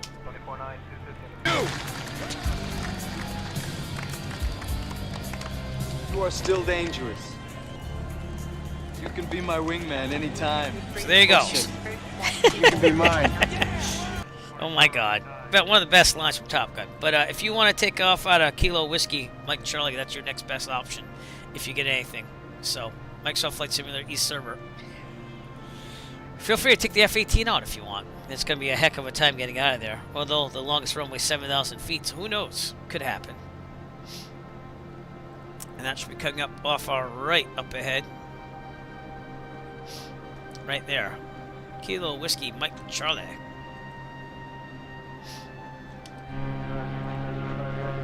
Thought someone was above me right there for a second. Oh wait, you are here. You're back there. I had all the names turned off. Well, very good, sir. Welcome to the broadcast. I didn't know you were back there. I'm like looking at the ADSB. I'm like, wait a minute. It says there's traffic. And I'm like, oh, well, it must be right above me. But you're back there. Good, I'll leave the names on now. Cool. I turn it off though. See, I push backspace. That's my hotkey. So it'll still show the Microsoft Flight Simulator traffic. But then I turn the names off to take pictures. But geez, smile. I'm taking a picture. And you're seeing that reservoir right off to my right, the Rye Patch Reservoir. Anyone else out there, if you want to fly with us and don't want to do VATSIM, feel free to go to Microsoft Flight Simulator East server. I hope so too. I don't know what's up with that. And they just had that update for the Arrow too, so. Is it working? Is the autopilot working on that?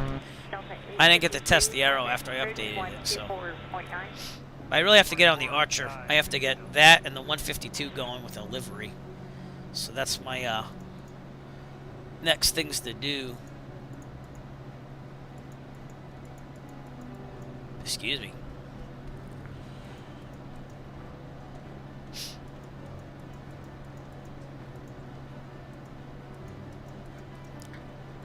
Looking at all my commands. I haven't looked at this stuff in a long time.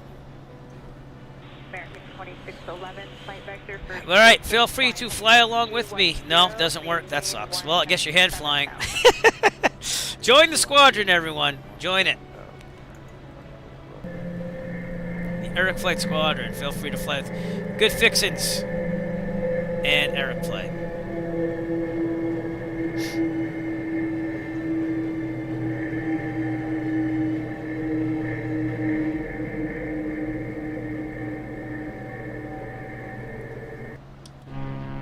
You're 1,200 feet above me, I think. That's what it says, at least. I gotta check my fuel. It's probably got time to switch yet. So even the ADS-B is working. That's cool. 24-9, 230 knots. Good night, American. Alright. What was I gonna say? Yeah, here we go. Fuel. Yeah, we're gonna switch to the left. We're on boost and going to the left. And back. Fuel pump off. Alright, 250 knot ground speed. I haven't seen that ground speed in the longest time, so we're doing really good here. Nothing really around this except for Winnemucca, which again is going to be out there. But beautiful mountains everywhere. We have the Eugene Mountains right here. That's what you're looking at over there near the reservoir. Actually, I'm sorry. That's Star Peak. And then the Eugene Mountains seem to be a little north of the reservoir. So that's probably right here. I was super right, American 135.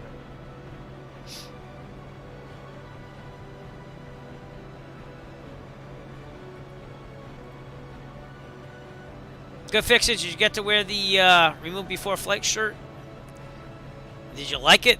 Did it look good? American 2611, descend and maintain 14,000. You can expect direct to Crane. Oh, awesome. Yeah. Did anyone, like, inquire about what it means yet? Or did people get it? I gotta wear mine in public more. So, and then I'm gonna see what happens. I'm gonna wear it to the airport one day, too, when I go flying this summer. So...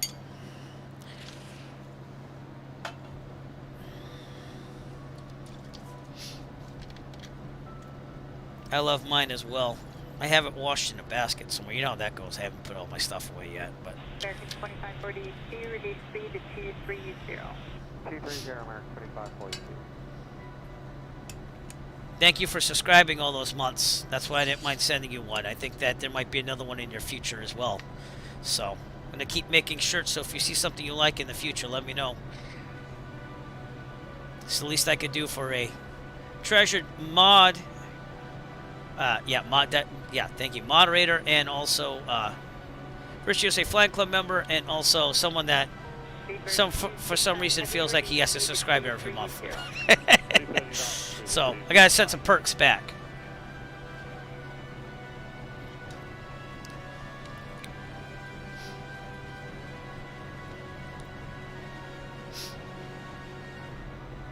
But I had another purchase on Etsy. Someone purchased one of the Amelia Earhart, what do you call that? The Amelia Earhart shirt I designed there. The Heroes of Aviation shirt. So that was pretty cool. I bought the posters to display in my room. And they look really good. So I'm wondering how that t-shirt came up. But it seems like they're okay with it because they never said anything. They were a guest purchase, so...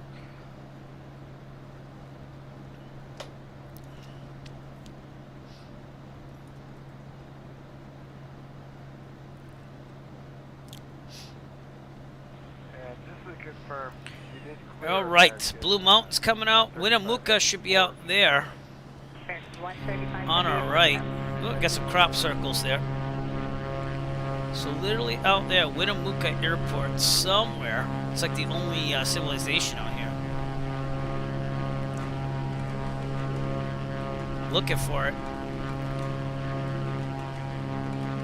Maybe this? That looks a little bit like a runway. Maybe not. The Blue Mountains right here.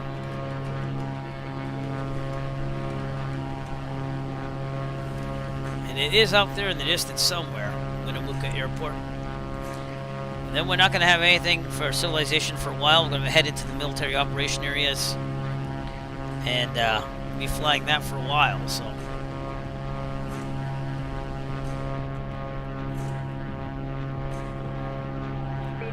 Yep, sorry. Good fixins back there.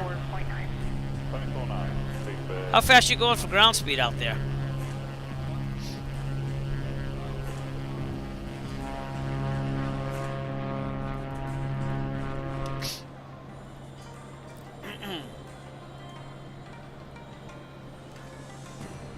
We're at 218. We're picking up speed here, so. 2611 for speed direct crane. You can cross crane at or above 10,000. Clear. Hour and 56. Hour and 55 minutes to go.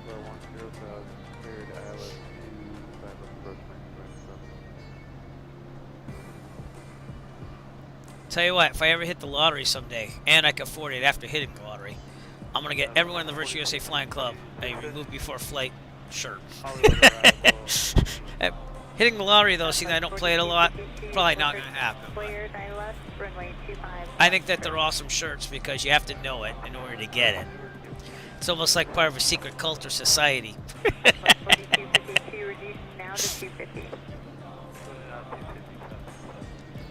I don't know. I have tons more aviation inspired artwork to hang on my walls here. So seeing I'm on vacation this week, I hope to get that up there. One of them has a piece of Amelia Earhart's fabric from her Red Vega. So they're not cheap, so I want to get them up on the walls. But I've had them for a while, I just haven't had time, nor the amount of effort to put them on my wall, which is kind of ridiculous. But they're going to go up this week. So.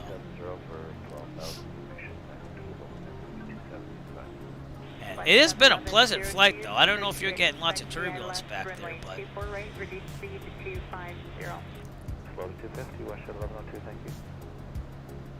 Then we had to do IFR into Oakland only because the Oakland area was socked in. So we did that last stream. Feel free to check that out on the Eric Plate YouTube and Twitch channels. They're on both. YouTube, they'll be on there forever. And, ooh, what's that? I don't know what that is. We have a couple roads out here.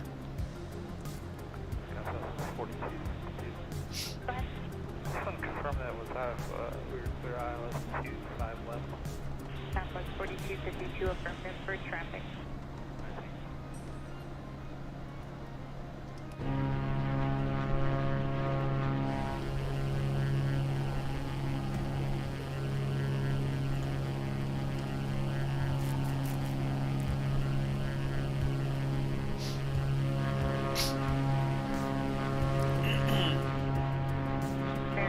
Check out Volanta, see our route here. So this is what we've done today so far. Departed out of Oakland. Seems like the clouds are shifting southeast, if you will. That's pretty socked in now. So we avoided some clouds, hence why the route went to here. And then we got backtrack on the nav. Had a little bit more clouds here, had to head that way. And then we got back on track, and now it's just a straight shot to Bozeman. Do have some clouds coming up here. Good fixings, you're right there in the arrow. And that traffic's inside American 135. American 135 heavy, roger, maintain visual separation from that traffic. Bozeman, Montana, over there. So there's traffic there right now, too. I drive the choo-choo in the Airbus 319. Cool. But we're going to be going over Idaho next. So again, there's going to be a lot more mountains, stuff like that. There's a storm to the northwest of Bozeman. We'll keep an eye on that. Also over near Boise, Idaho. But I think we're going to be okay either way. So because we're kind of south of that stuff. So it was a good day to fly VFR, except out of here. So they're having lots of traffic there. In Oakland, they have Southwest flight there, and no clue what flight that is, but it is what it is. And I think my phone just disconnected from OBS. No, it didn't. OneDrive, which I never use. Microsoft OneDrive asking me to turn it on, which I hate that. Okay. Again, no air traffic control on VATSIM, but I always try to have that on there just in case. And it is early in the day. Again, being on vacation, can get these flights done a little earlier. But lots of mountains. That's what we see in our future. Man. Nice colors, though. Western 1102, South Complex traffic is at your 11 o'clock and 5 miles southwest, descending at a 1.000. Any reports in a second? Not much to see for civilization, though. Western 1102, affirmative. Maintain visual separation. A lot of preppers and stuff like living in places like this, though, from what I'm seeing on the TV shows, because they're remote, away from people, and they have favorable conditions, I guess, in case there's ever a nuclear war. So, you know, take it as you will.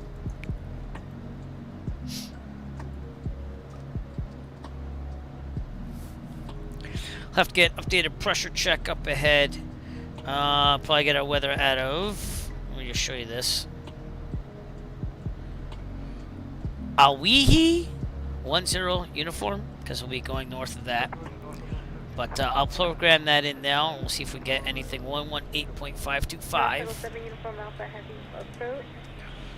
Good fixins. Feel free to get your pressure from this. Yeah, we're not getting anything yet, but it'll pick it up eventually. We'll leave that unmonitored. Southwest 4252, contact approach 124.9. 24.9. I'm sorry, my friend. I'll have to try mine out off stream and see what's going on.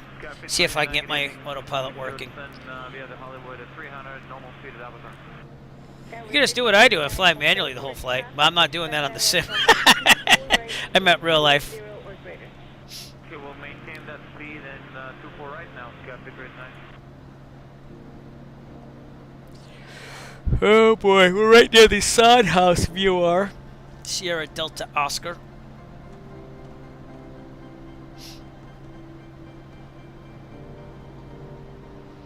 We'll be passing Santa Rosa Peak over here on our left. Passing level 250, descending via the Angel, arrival with Echo. United 584 approach, expect I left runway 25 left approach, reduce to the 270. Speed 270, plan 25 left, United 584.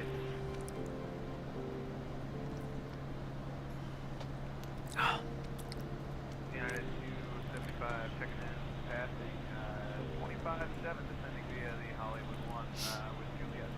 United 275, approach Los Angeles, information 0, Southwest, no, just part of the Santa Rosa Peak, I guess.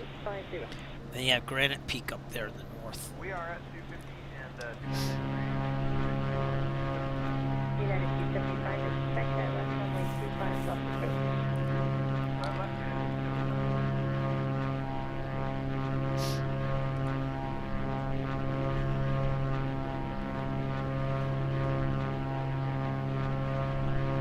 So Santa Rosa Peak over here on our left. Granite Peak over there. Just more mountains. We're about to head into the Paradise Military Operations Area. Farms, mountains. That's about it. Great, good fixing still with us in the back there.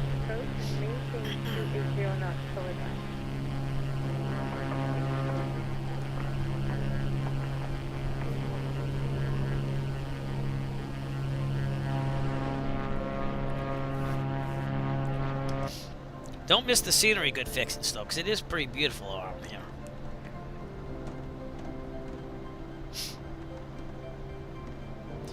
Our ground speed's now at 224 knots and climbing. Nice.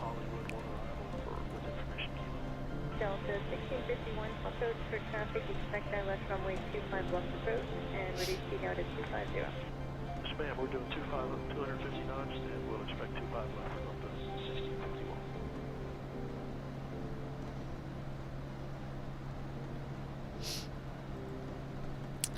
Fuel. Shift to the right. We're on boost. Going to the right.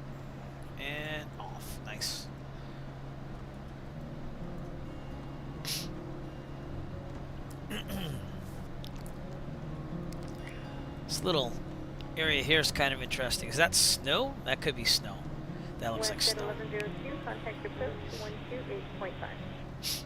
925, have a good evening, watch 1102.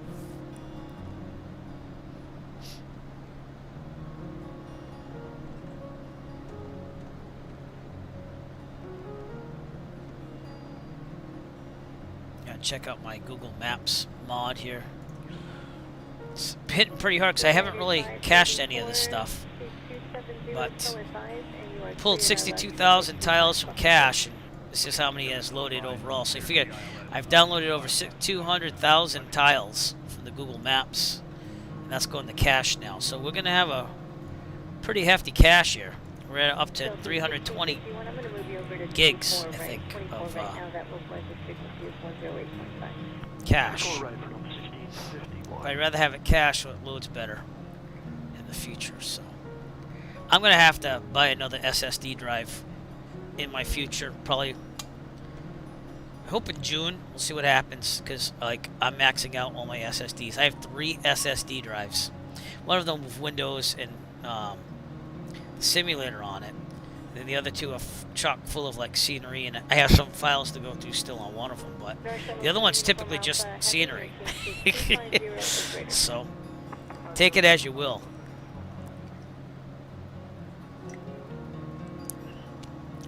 That looks pretty cool, the snow.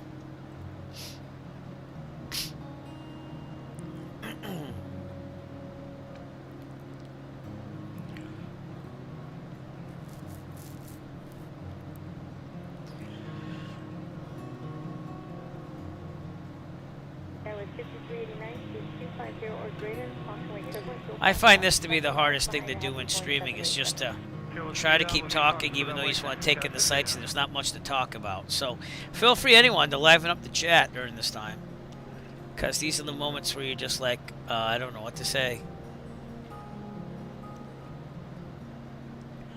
We're about an hour and 45 minutes out from our destination of Bozeman, Montana.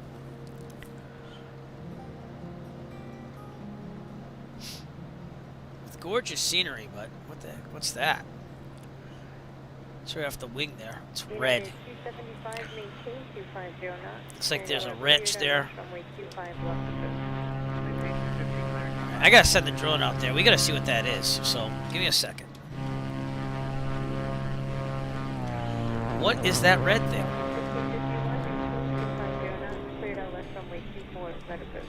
Currently maintained. Do not prepare the house before approach shuttles. It's far out there too. Alright, let's try to increase this here. Let's go. North Shuttle 7, Uniform Alpha Heavy, contact approach 124.9. Trying to figure out what this red thing is out here. We just crossed into the military operation area as well. So, look for traffic. This must be the ranch that's on the sectional. That's all I can think of. That's interesting. What is that? 50, 389. Just confirm we're clear for the ILS 24 right? Looks like you got quarries and stuff, but maybe not. Thank you, clear for the ILS 24 right. Interesting.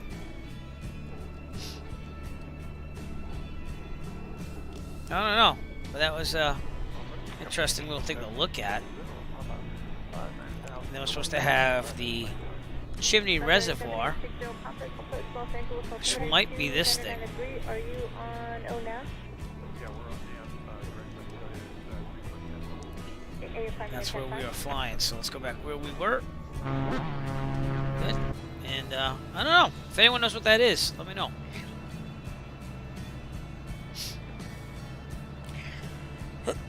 We're in the Paradise South military operation area.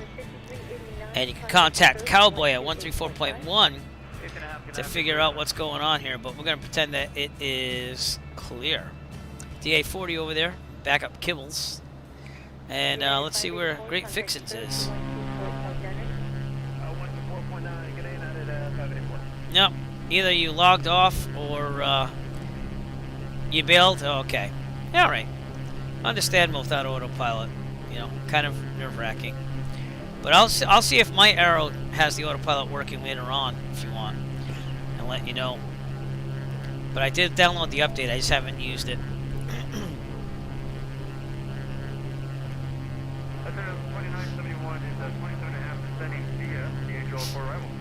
Some nice caverns there. No, alright. Well, I got both of them, so I'll check into it and see if I can get mine working. Let you know. Nice snow over there. It's a picture moment. Back up a little bit there. There we go.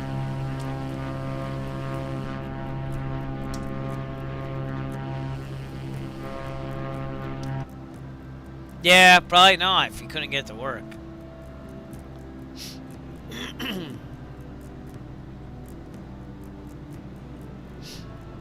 That sucks.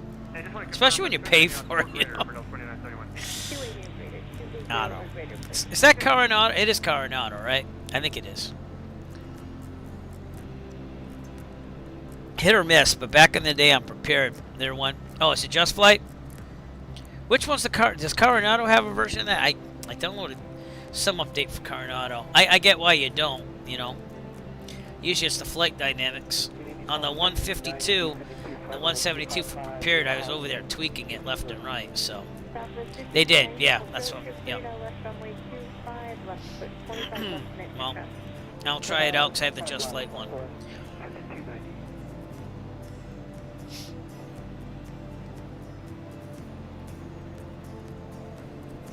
I want to do an ultralight flight someday too on stream. I think that'd be kind of cool.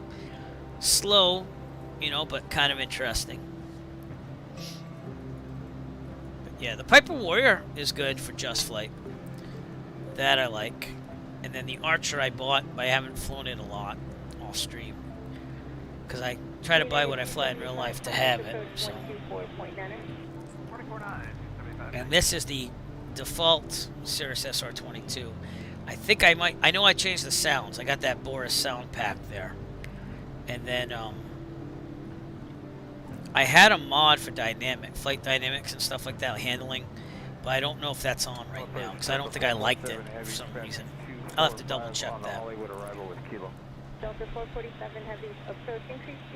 Alright, listen everyone. I'm going to take a little break. I have to go use the restroom anyway, so we're going to take a little break, stretch our legs a little bit. I'm going to let Otto fly the plane, and I'll be back, I'd say, in about 5 minutes. So I will see you soon. We're going to keep this thing going with Otto, and I'll be right back. Thanks very much, Soder. 447 heading, we'll keep the speed up to 300.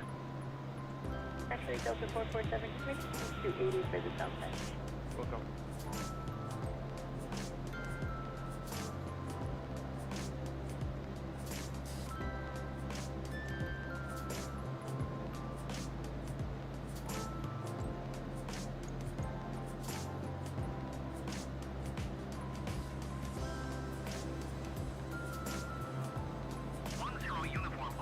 Delta 1651, contact approach 128.5. Visibility 3. Sky condition, ceiling 13,400 feet overcast. Temperature, Number 60, contact approach 124.6.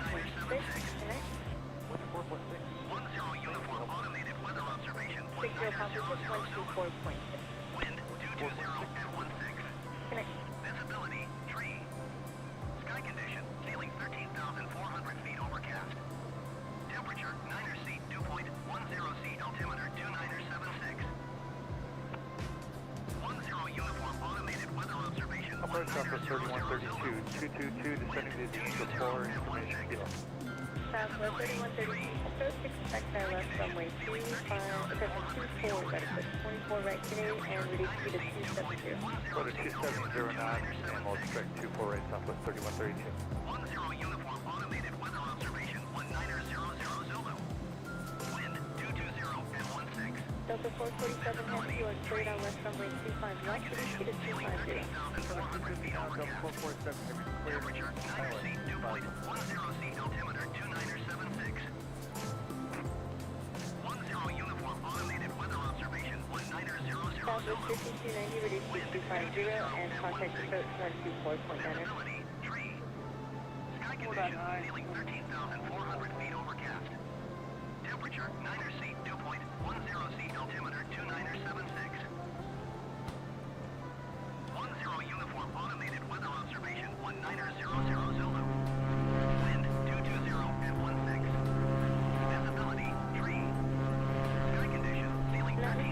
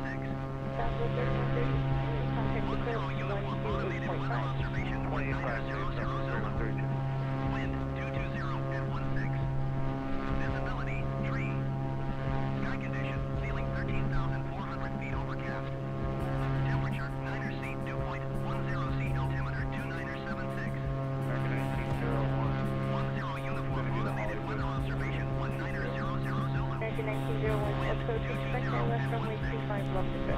Visibility 3. 25 left Condition with kilo. ceiling 13,400 feet overcast. Temperature 9er seat, dew point 10 seat, altimeter 2976. 10 uniform automated weather observation 1900 Zulu. Wind 220 at 16. Visibility 3. Sky condition ceiling 13,400 feet overcast. Temperature 9er seat, dew point 10 seat, altimeter 2976. All right, coming back. Thank you, Otto, for your service there. Got some sugar-free gummy worms while I was down there, so that's pretty cool. And we're getting that pressure check here, so out of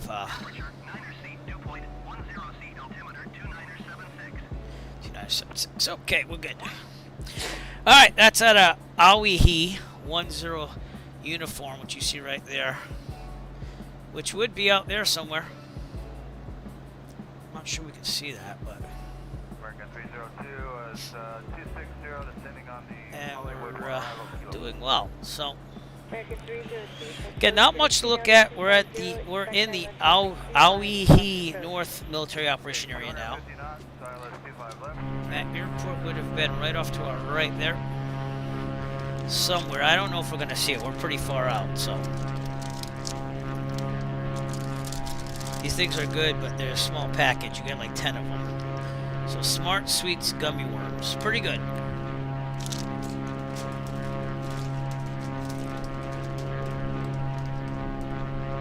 I'm going to turn this off so I don't chew in your faces. Sorry. American 504, contact approach 124.9.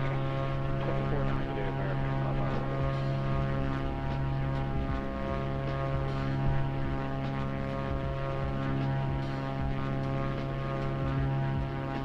The Awihi River is right below us too, so let's see if we can see that.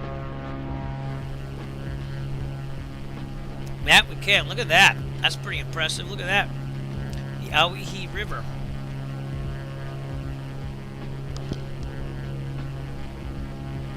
American 302 and you're cleared on west runway 25 left approach, maintain 2509. All right, we're still on our way. We are in Idaho yet? Yes, we are in Idaho. Maybe not. Yes, we are in Idaho. We're almost near Oregon. Now we're in Idaho, and south of us would be Nevada. So we are past that in Idaho. Coming up on that restricted airspace, I'm going to show you this stuff. So we'll go a little bit to the north, so we avoid that. And should be good after that. We've been using Flight Sim Replay the whole time, but I'm not going to turn it on until I land because it can get a little hairy if you do that in the middle of a flight. Like, there are ways of doing it, but we're going to make sure we get there first. And then today we're going to try for our first on-stream replay of the landing at the end. So if I botch this, it's going to show.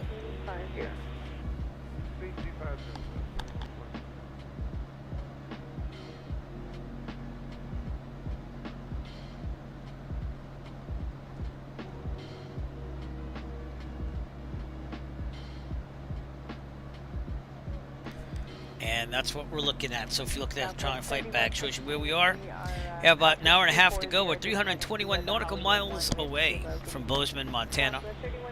Traveling at 218 knots in the ground speed, so that's making our job a little easier today. So again, if you're feeling the need for speed, you got it today. I feel the need for speed. All right, we're also going to check fuel at this point. So, yep, I'm going to go to the left. Not that we have to right away, but we're going to do it anyway. So, boost and switching to the left. And fuel pump off. All right, good. Looking really good. I'm going to keep eating these gummy worms, so I might be turning the mic on and off as we speak, so I don't chew in your ear. But I am here. Feel free to chat, and I'll try to get some interesting stuff to look at on the way there. I mean, our next thing is to look at Battle Creek coming up in front of us. Other than that, Idaho, full of mountains and terrain. We have a 9-year-old, almost 10-year-old on board. You're behind Zefram Cochrane, though. Yeah. How you doing? Oh, great.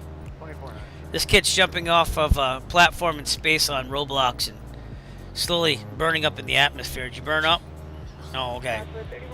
Alright. Yeah, he broke the sound barrier, everyone. He went at like Mach 1.2, somewhere on there. Oh, okay. Yeah, we're like Mach point like 1 here. Uh-huh. But yeah. Alright. There's lots of mountains. Look at the mountains. Aren't they beautiful? Yep, see? Snow-capped mountains. Ooh. That's it. We're flying in Idaho. There's not much to look at other than mountains. So. Alright, 10-year-old, almost 10-year-old off board. God, the kid's hitting double digits this year. That's crazy. Another gummy worm. Muting mic. 25 left, compass 6027.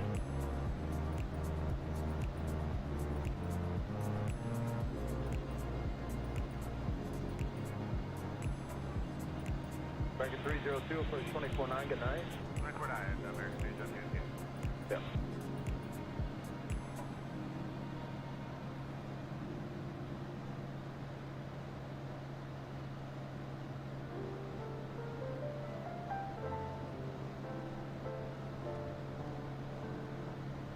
Now 3116, 250 knots of greater. 3116, you got it.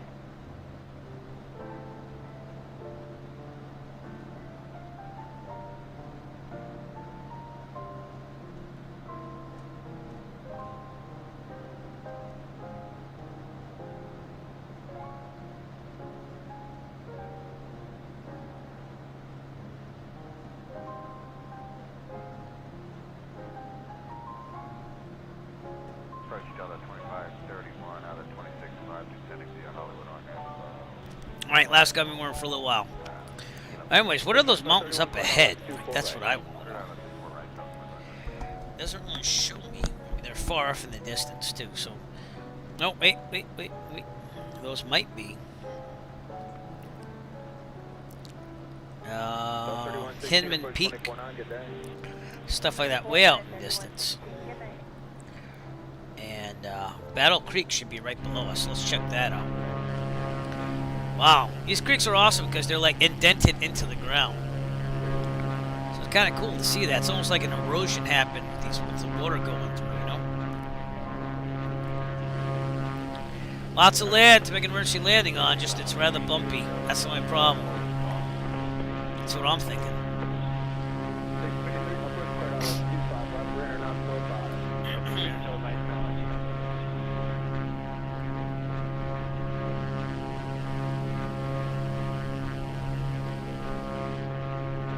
Go check out Bozeman, Montana when we're there too, after we land.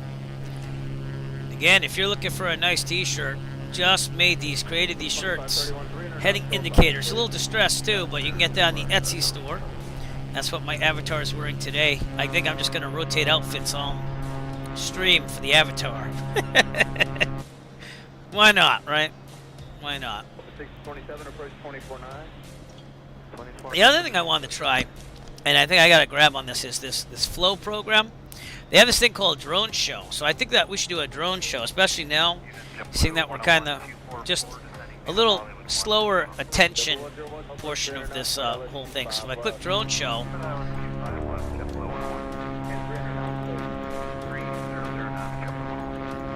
it was supposed to give me a show. So I think it went out of it because I hit that button. So let's see what I can do. Try it again. Drone show.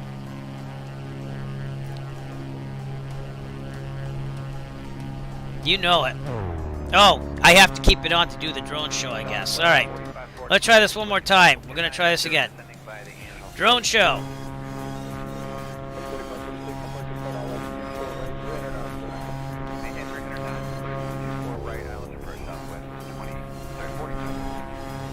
I guess it doesn't do the drone show. I did something wrong, but it's okay.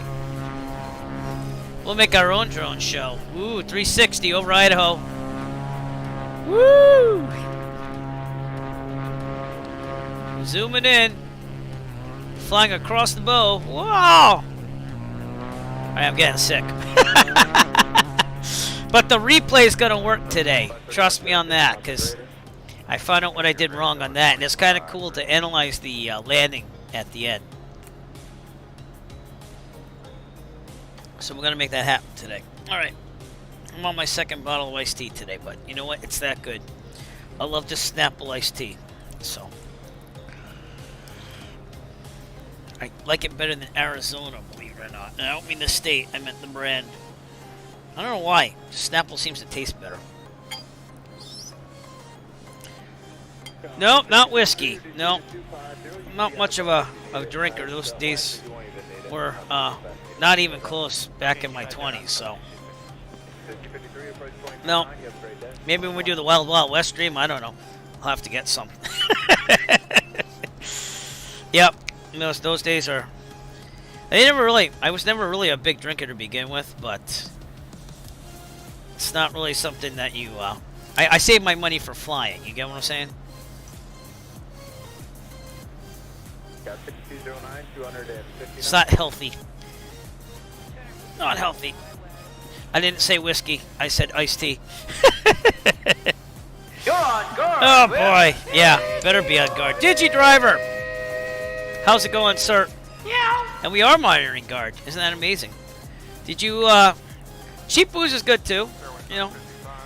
I go out with the guys every now and then, have some libations, if you will. But Digi driver, how's it going? Did you get my my message on the taxiway indicators at Plymouth to help you with the scenery there? I sent it to you, so feel free to look at it, but that should help you. As far as where the signs are on the field, you can zoom in on the GPS satellite imagery, and it would show you where that stuff is.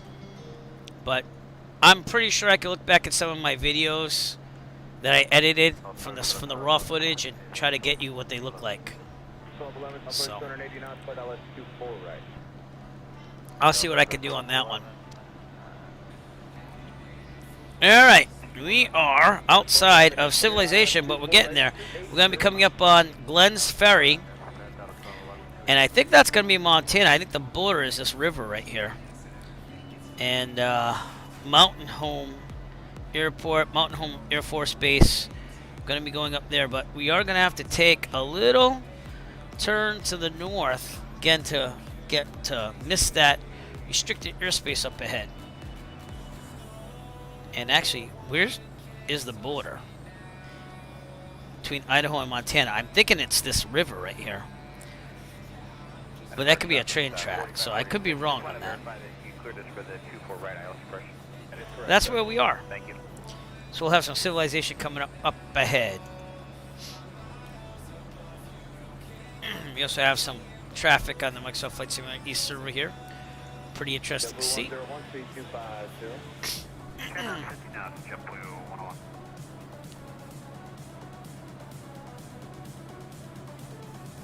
Oh, that's the other thing I wanted to check. Give me a second here. That's my Eric Flight merch store. And I wanted to see... No, it's not working. I have to figure that out. But feel free to check for Eric Flight merch. Have a lot of things there. I like this mug in particular. It says, if at first you don't succeed, pilot is probably not the hobby for you. And it has a picture of 9 Echo Foxtrot as a 172, and it's a wraparound design. Look at that. I really like that mug a lot. This is the 15-ounce size, by the way. So the 11-ounce, the graphics are supposed to go down to the bottom and stuff, but feel free to support the Eric Flight channel by going there, too, if you want something. I also have the Eric Flight World War I pilot silhouette shirts there, and some of the graphics. So it's pretty cool. The Bonanza shirt. I got stickers. I got keychains, which I actually own myself, so I'll ship them out from my house. And a bunch of things there. But I like people just watching my streams, so thanks for coming out. Either way, not needed. I just try to say the other stuff so I can fly more in the real world, because that's not cheap. So we are getting there. We're about almost an hour and 18 minutes out from Bozeman, Montana, and I thought it was going to be longer today, but this ground speed's been fantastic going east today. 216 knots. We had it up to 255 at one point. And things have been going pretty well, and I kind of banked on that when I was doing my flight planning. So, but we're going to be going a little bit to the north. In fact, I'm going to do that now. I'm going to switch to heading. Yep, it's loading scenery. Switching the heading, and we are going to turn this thing to the north a little bit to avoid that blue box, which is restricted airspace. And that should take us right out of it, so.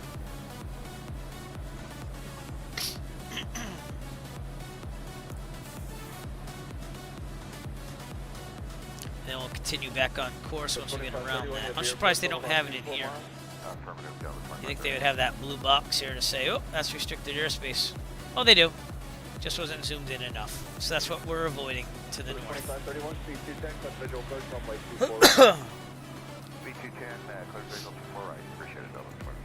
Surprised that isn't working.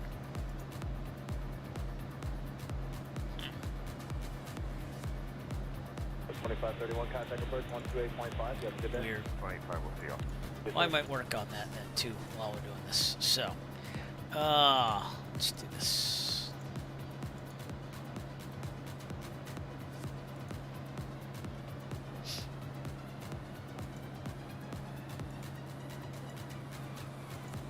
At 234 out of 2460 sitting on the Hollywood, we have Kilo. At 234, approach 280. See if that works. Give me a second. Clear the Atlas, 25 left, United 234.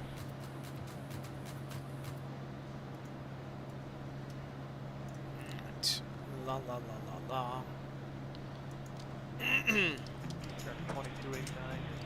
See if I can get that working, because I can't do that unless I was live. 2289, approach your clear outlet from my 25 left. And avoiding that restricted airspace and on our way to Bozeman, Montana. Nope.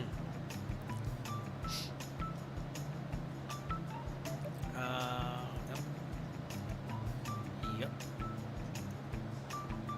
Nope.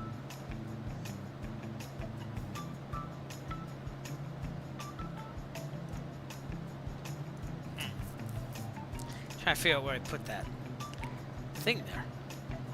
4546, approach 128.5, you have a good night.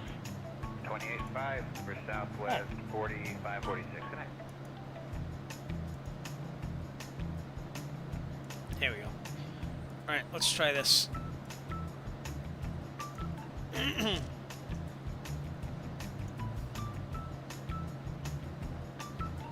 Oh, it's working now. Alright. It's working now.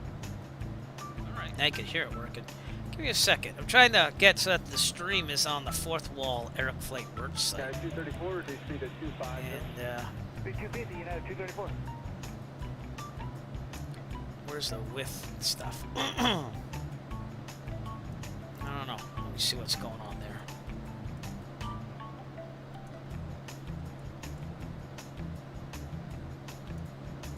The 1431, speed 250. Let me try this iframe. So it seems like I can do more with that. JavaScript work though. Weird. Configuring things on as we go. Alright, just put shield mode on. No, don't do that. Approach left 1395 and 6.5 descending on the Hawk. Oh, that's been on. I'm sorry. Hello. Yeah. That's why I don't get creepy kids doing their thing. Because they have nothing else better to do than stalk a teacher. No, that's not working. Alright, so the JavaScript is the one to go.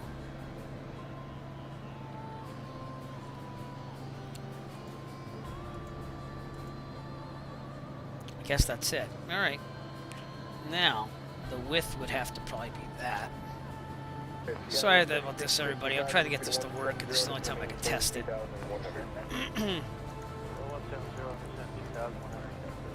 Okay, height and width.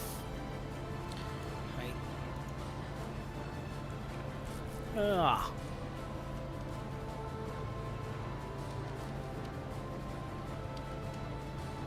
Last 1623, reach to 190, then it's to maintain 4,000. Below the 190, then down to 4,000, last to 1623.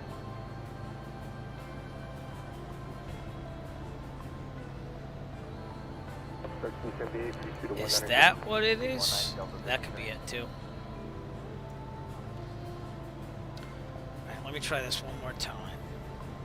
Then we're going to turn back on course in a second. 791, 4 miles from State 4,000 south northwest, $2. Okay, let's see if that works now. Nope. Alright, we'll keep it as JavaScript then. Hey, caramba, so much stuff to worry about here. Alright, where can I put the width?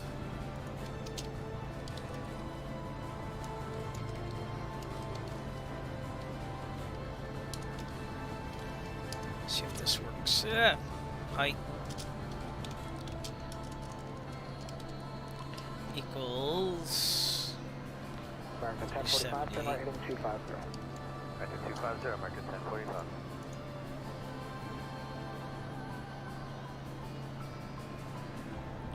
Well, it'll just stay that way then. Alright, good. So now if I reload it, it should do this.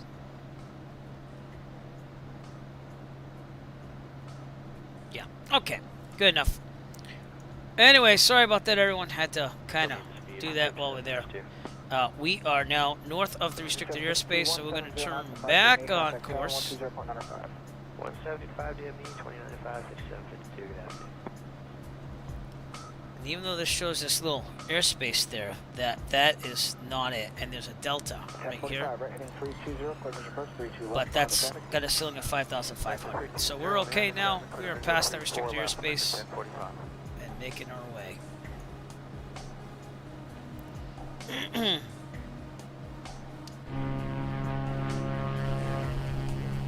That right there is Mountain Home Air Force Base.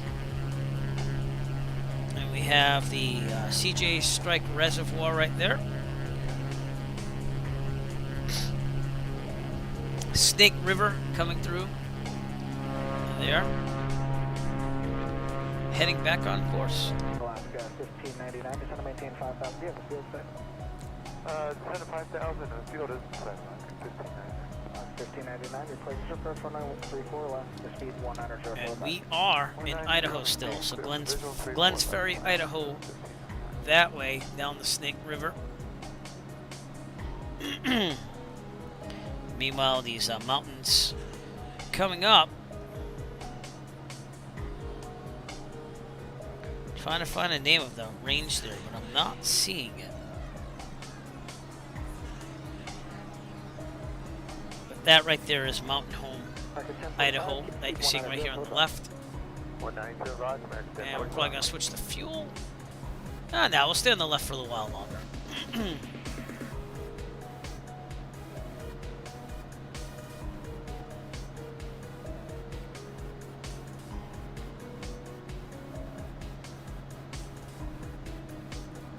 Beautiful sights, just a lot of the same for a while. Hit some civilization here. Glens Falls again is down here.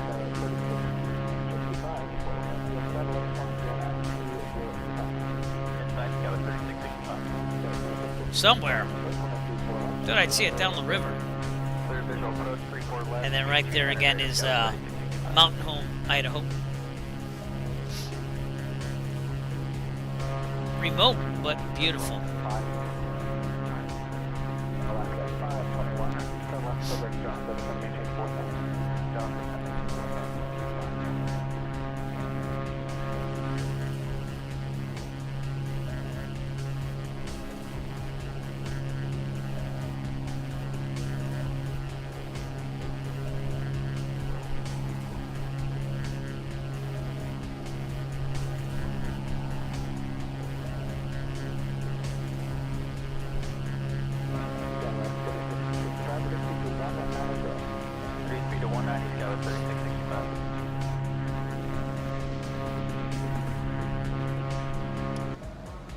Overall, I can't complain about this flight, so pretty nice rocking rudder pedals right there. We have about a little over an hour to go, and then we'll be in Bozeman, Montana, everybody. Get us a little hairy getting out there. Let's look at our route on Volanta again. Give you an idea of how long we were flying here. So we departed out of Oakland. We had to go around some clouds there, so I was flying that manually to get out of clouds. As you can see, all this this storm activity there, or clouds, if you will. And then it wasn't as bad. We found a way out of that. This kind of moved southeast since then. Past Sacramento, and then literally right before we got to Reno, it's just been a straight shot since then. We just avoided that restricted airspace, so that's what you saw there. And now we're just south of Boise, Idaho. We're going to Bozeman, Montana, which is over there. So, which I probably have to say, hey, go on nav, but we're going to get there. So, intercepting that again.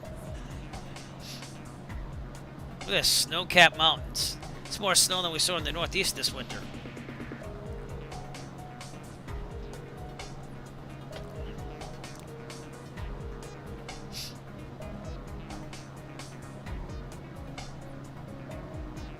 Beautiful though.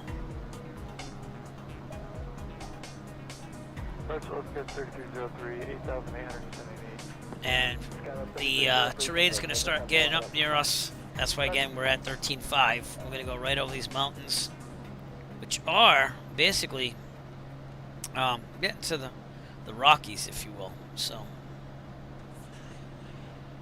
not that much more to go here. 210 knots we do in the field.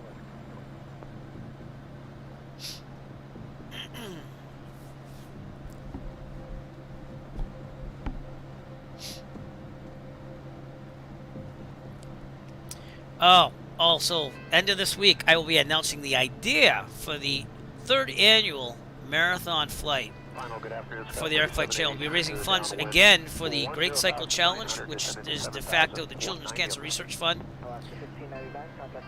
And be biking 150 miles in September, but your support will be greatly appreciated when we do our marathon stream in July to raise some funds. It's worked the past 2 years. We raised over $1,200 last year. We raised over, I want to say $1,100, I think, the first year I tried a marathon, so it's kind of turned to an annual thing. Last year was kind of tough because we lost my brother and I had to delay it by a month, but we raised over $1,200, so I mean, it is what it is. It's a great event. You could fly with us. I'll have all the rules and everything later on, but we're going to announce what it is. Hopefully by Sunday, but I'm trying to get that out sooner.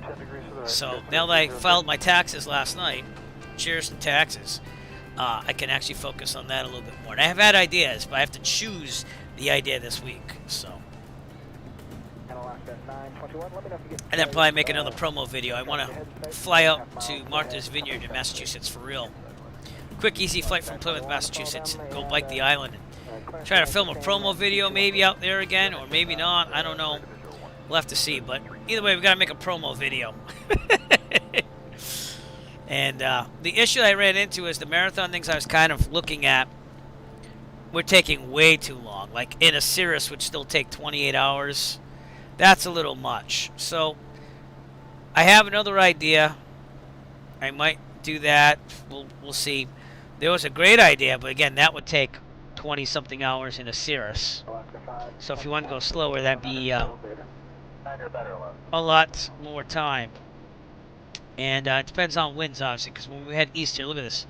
260 knot ground speed would help us, but again, we'll see. We'll see what happens on my final pick of the idea. So, I have a good feeling on what I'm doing, though. So we might do what I'm thinking. I'm down to like 3 options. I actually added another option on, so 3 options I got to pick from.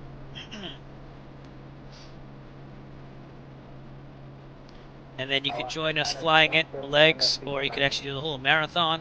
Gotta try to get some prizes again. Orbex was good in the past, but Juricki Design has been amazing in the past because they sponsored both by offering free sceneries.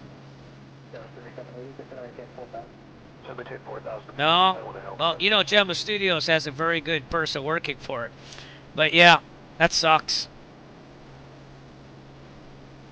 The autopilot should work, especially if they say it should work, and even that should work before they would release it, you know?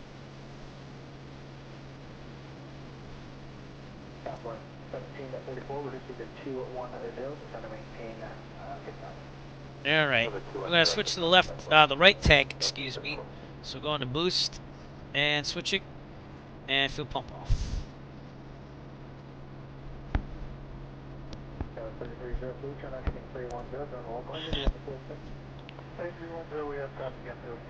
Well, and you'd think that they would know that the autopilot worked or not. Of course, I would also think that I know what I'm doing here because I should have pushed nav already, but I didn't. So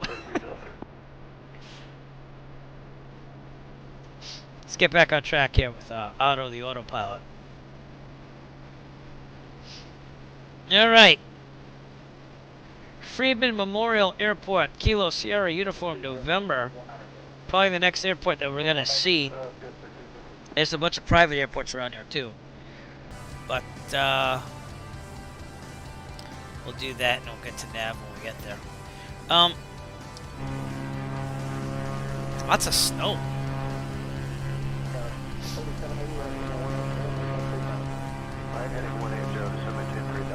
I still can't believe these graphics. Amazing.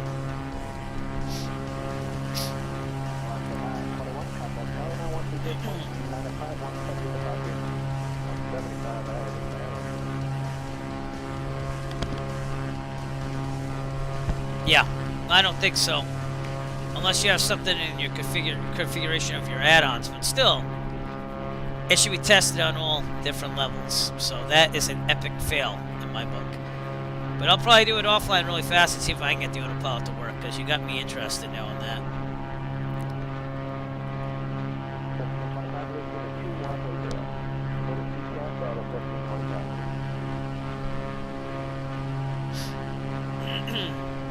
See the outside air temperature here. You can see the trains coming up.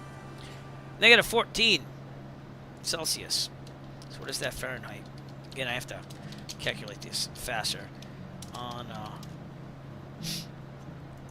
6.8 degrees Fahrenheit out. So yeah, gotta crank this heat.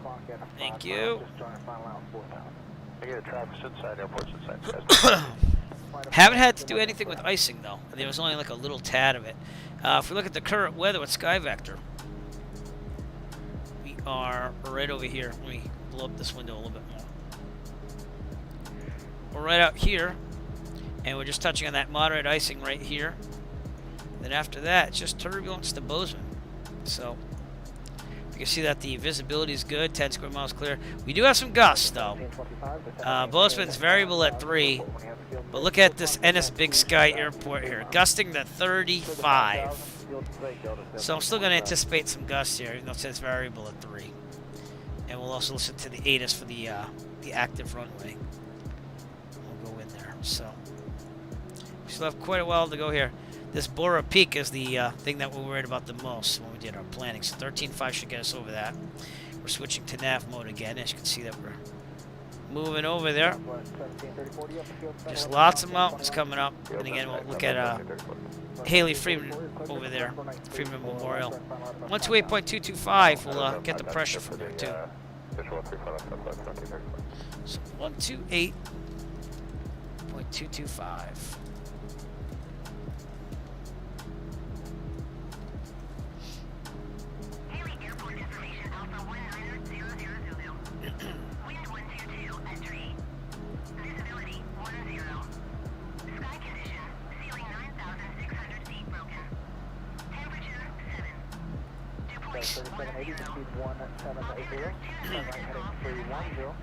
Seven 5. Make sure I heard that right, but it sounded like 29 or 75.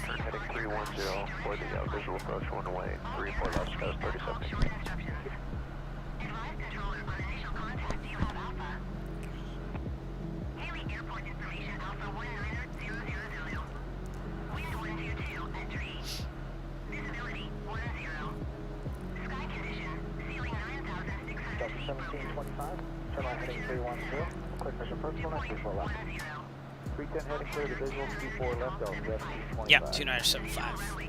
Back to guard. These mountains are awesome. This is what I'm saying. This is Idaho. And the Kit Fox over there from Grim Reaper, that's kind of normal. We gotta do some. I got so many plans, but just not enough time to do everything. I want to do some bush flying and this and that. Camping out on streams there, stuff like that.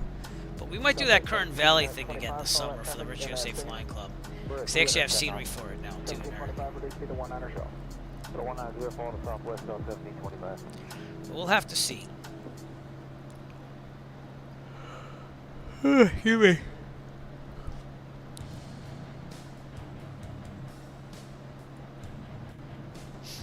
That's 3303, speed 170 to 5 DME, towers 120.95. See you later. 175. All right, 58 minutes to go. Arrival, ETA up above. I'm looking at my streaming laptop. It says 2041 Zulu.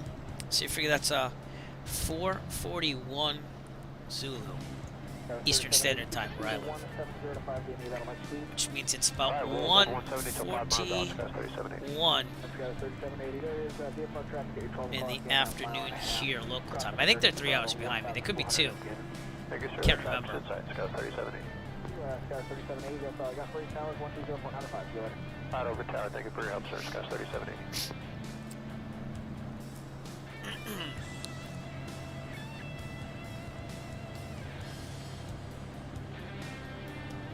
These beautiful mountains.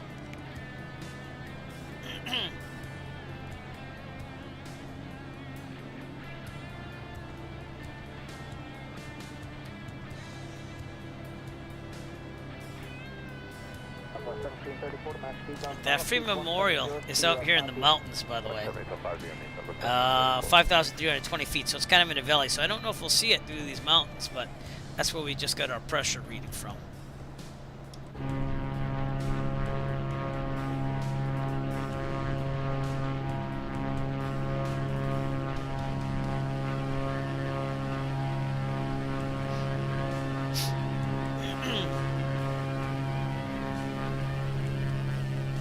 Gorgeous. Really nice.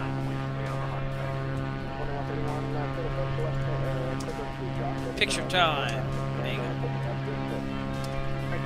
Down to 4,000 Wilco, 2131.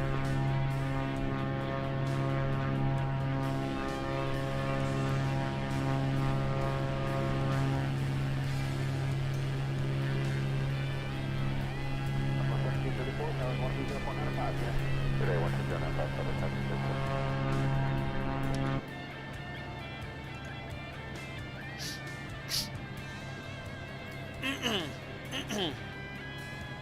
Airport Insider, that's 2131. Number 2131, freedom silence. Imagine flying out here in real life. There's not many places to land if there's a problem. I'll give you. But, gorgeous sights.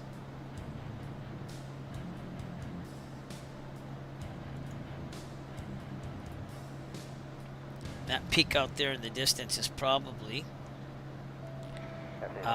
Bora Peak, which is the highest peak we have to go over. Peak's at 12,662 feet, so it'll be a little less than 1,000 feet above that.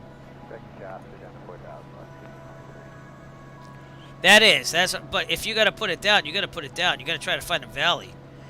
Like, all right, well, let's say that I was looking for my spot, which is the smart thing to do when you fly these kind of things.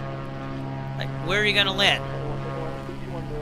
You're gonna pitch for best climb. I'm thinking over here, and even then it's kind of bumpy, you know. But or I don't know if that's a road below us. No, that's a river below us. But you might want to, I don't know, maybe ditch it there and get to a bank. But you ain't going forward.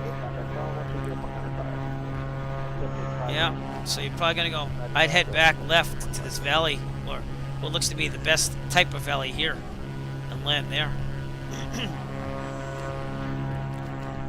But whenever I fly to Martha's Vineyard for real or Block Island for real, I'm always going very high due to that. Like, people think, you know, it's moronic, but I'll go at 6,500 feet from Plymouth to Block Island. And on one of my first flights as a private pilot where I flew to Block Island, I got carb icing, and the engine was sputtering.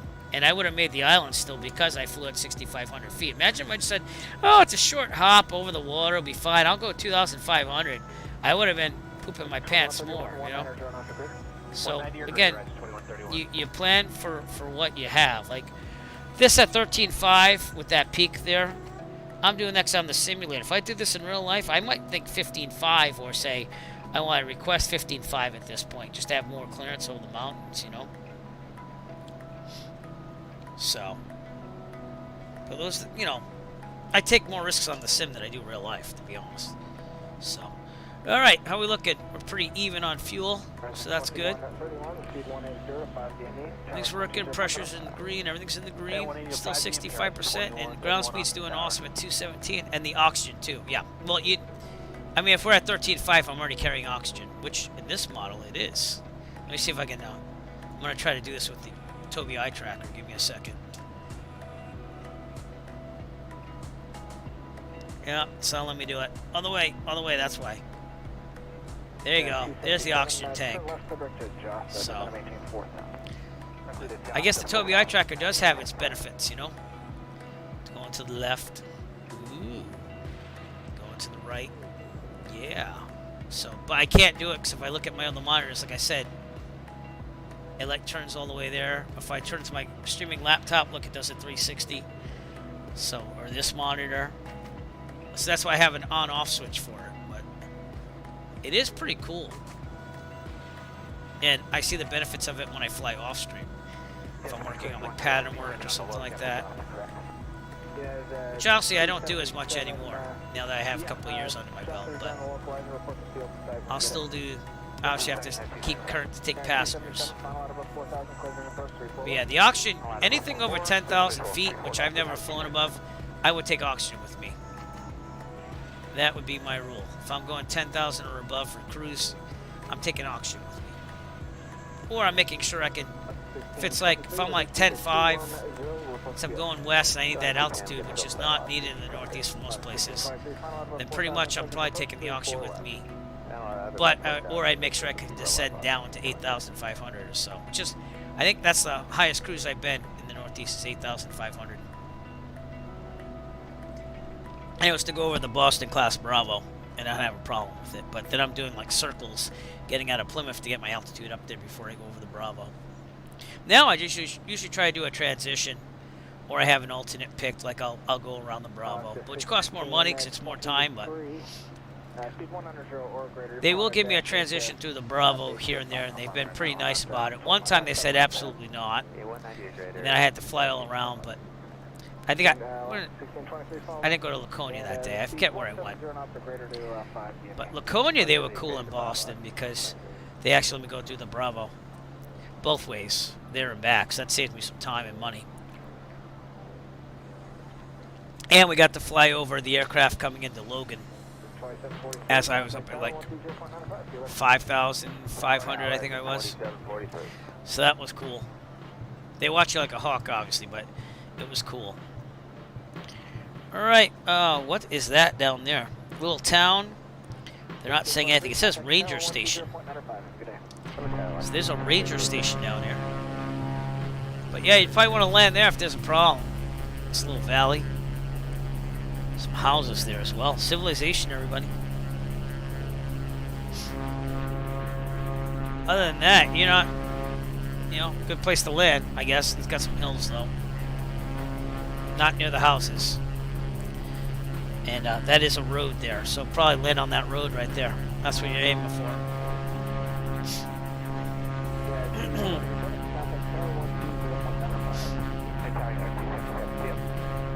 That peak is coming up ahead. There you go. And that's these are the Pioneer Mountains, by the way. That's what it's saying on the section. Pioneer Mountains and Bora Peak up there, 12,662 feet. I don't know why, but this is reminding me of the Rocky movies where he goes to the top of the mountain and he screams out, "Drago!" I don't know why. It just does. It could happen, right? Yeah. Insert cheesy 80s workout music here. 2103 at 8,000 for the rig. Sergeant 2103, first to maintain. Drago! Oh boy. Gotta make it so. Make it so. Make it so. And also, with that recent Rocky reference, let's do the Macho Snap, shall we? What I like to snap best? Arms, legs. Oh, I like a baby spicy Slim Jim. Step into it, yeah. One of the best character wrestlers ever, anywhere, anytime. Macho Man. God, he was awesome. I don't know what that mountain range is to the right. Smiley Mountain. We have Hinman Peak over here on our right.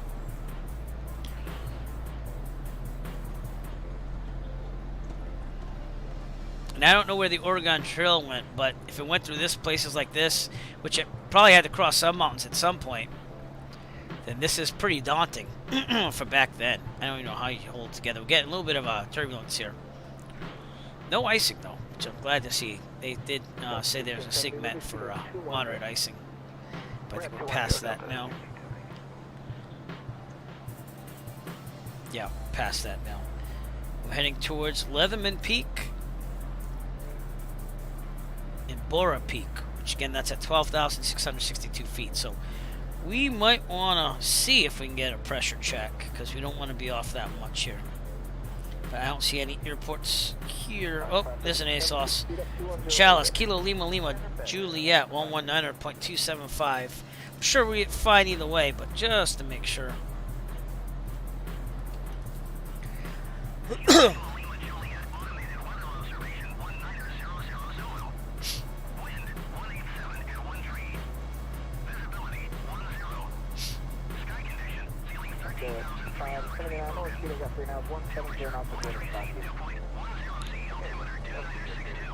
Six two.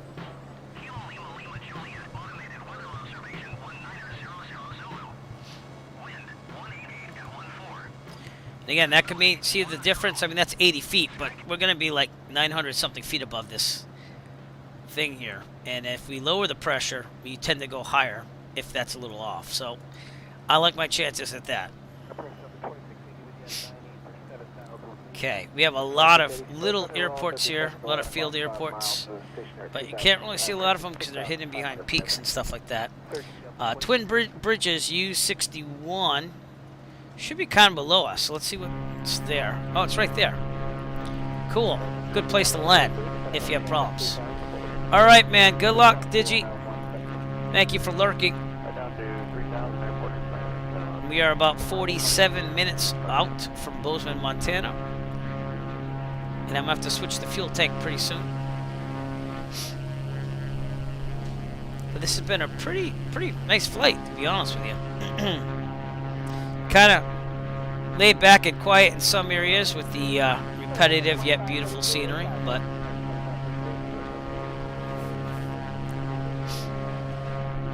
it's kind of cool to see snow, but we are up here in the elevation.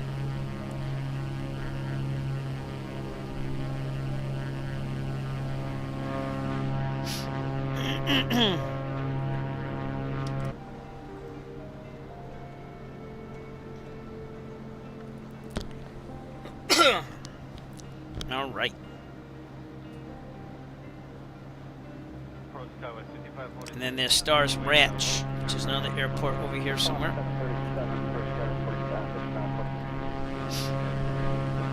Probably down here somewhere. Looks like that might be it.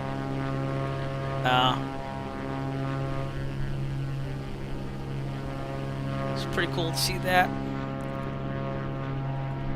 But that's the peak I'm worried about over there. So.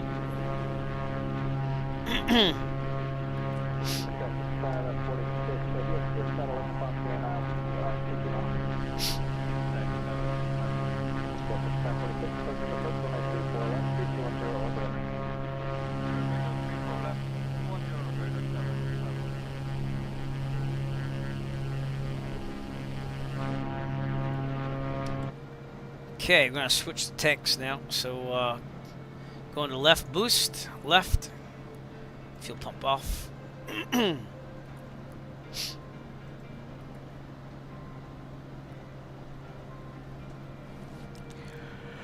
45 minutes to go. Excuse my stretch. Oh, sorry, Geordi. Put my elbow on you. Oh, wrong one. Oh, oh boy. Nice valley here to land in if you had to. We're up to, oh god, 457,000 tiles of Google Map imagery loaded this whole flight. only 94,000 of that being in cash already. So we should be cashing most of the United States after all these flights, right? But our next flight is going to be to Canada for the 10th and final Star Trek pilgrimage flight, and I'll talk about that once we land at Bozeman.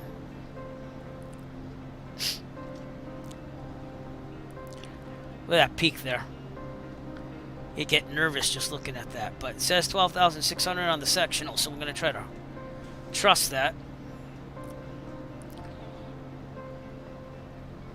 That's 2103, turn right heading 310, clear bridge first, 34 right. Heading 310, clear bridge 034 right or right? 2103.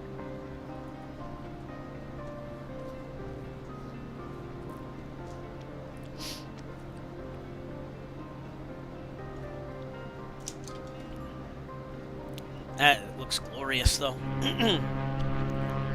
Seeing it from the cockpit gives you a little altered perception, if you will, but that is going to be close as we go over Bora Peak, everybody. We saw that from a distance for a while, so.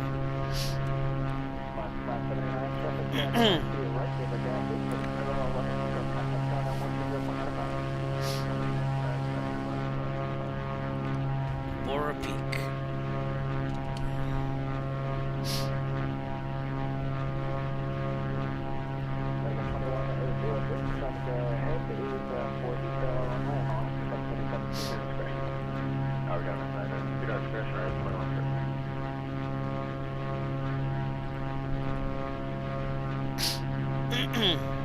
And Leatherman Peak over to our right there. So, two peaks very close together. Leatherman Peak's at 12,228. This is the one we're worried about. If we get past this one, we're pretty good. See, the other peaks are at like 10,000 up ahead. Let's see how close we come to this peak, shall we?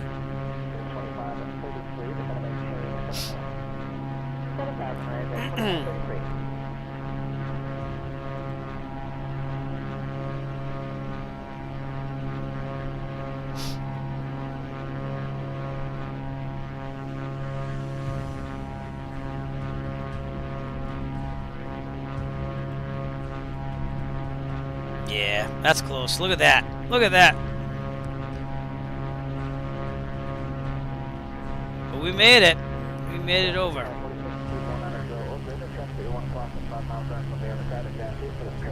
Pretty cool, huh? I thought that was cool. That's, ladies and gentlemen, is how it's done. Proper flight planning.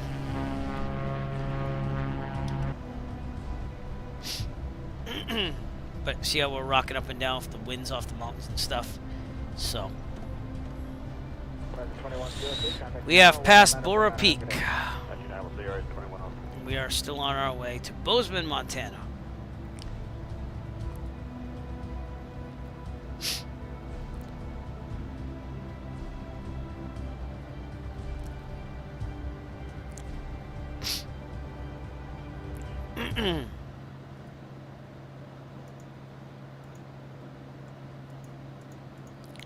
Well, obviously this is quite true then of our flight today if we made it over that peak. So enjoy this. We got a secret weapon. God is our co-pilot. That's right. To make it over that peak. God is our co-pilot? Hmm? Remember our car? Yeah? 2 seats? 2 seats. Where's he gonna sit? Where? Luckily, we have an open seat right here. Oh, no, we don't. No, we don't. Zefram, he'd have to be in the back then. That was a holdover from the Cannonball Run events. But I kind of liked it so much with Dean Martin there. Sammy Davis Jr. So I kept it. That was my autopilot, but that was the ATC files. All right, what is out there in the distance? I do not know, but that looks quite interesting over there. And it says on the sectional, let me go over this with you. It says, for reasons of national security, pilots are requested to avoid flight at and below 6,000 feet in that area. So I don't know what's going on there, but it probably something in military. And also, do you see all the mountains we still have to cross over here? But they're not as high as that, so we're looking pretty good on that. And Bozeman's right there, so. 6,000 right at 2533.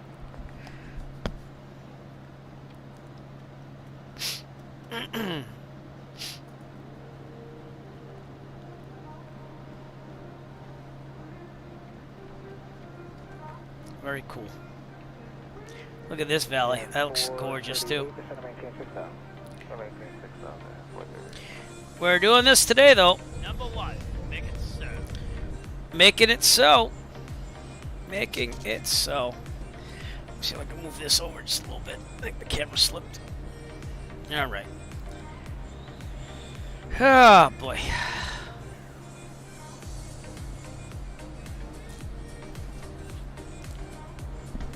Wondering if there's snow in Bozeman, Montana. We'll have to see.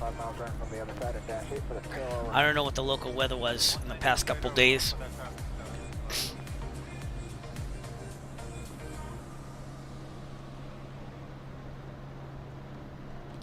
That's how close we are. We are about 75% done with this flight. This has been one of the longer ones, so 39 minutes till we're at Bozeman.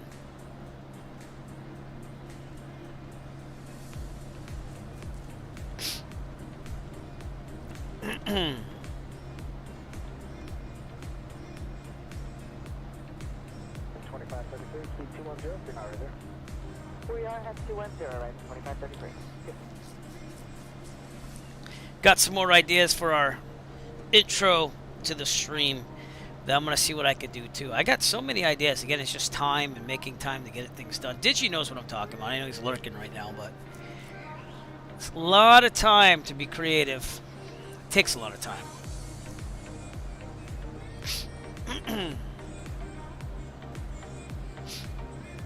At 438, level 8000, 210 knots. Yeah, 438, perfect.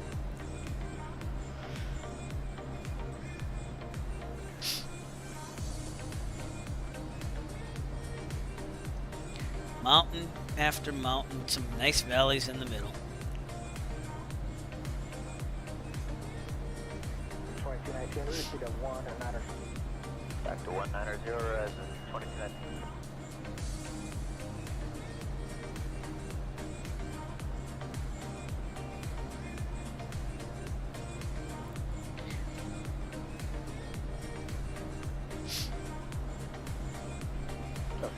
Descend to maintain at 4,000, turn right heading 190.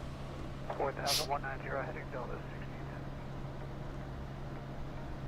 What's that peak down there? I don't know if it has a name. Excuse me. It's 12,197 feet though. No name on that. And this is the Tur Ridge coming up in the middle of these mountains here. 2533, descend to maintain at 6,000. Man, for a one propeller aircraft, the Cirrus is definitely very impressive. Just have to say that. It does everything. Everything you could possibly want as a private pilot. With the advanced electronics and everything, so. Yeah, 438, descend to maintain 6,000. So maintain 6,000 and 438. Never did set this thing. Here we go.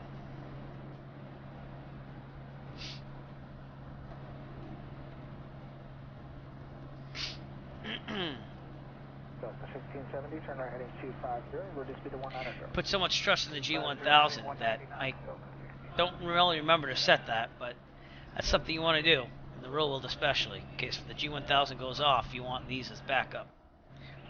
2533, descend to maintain 5,000. Can't believe Flight Control Replay has still been recording this whole flight. That's amazing. I can replay the whole thing if I wanted to, which is crazy.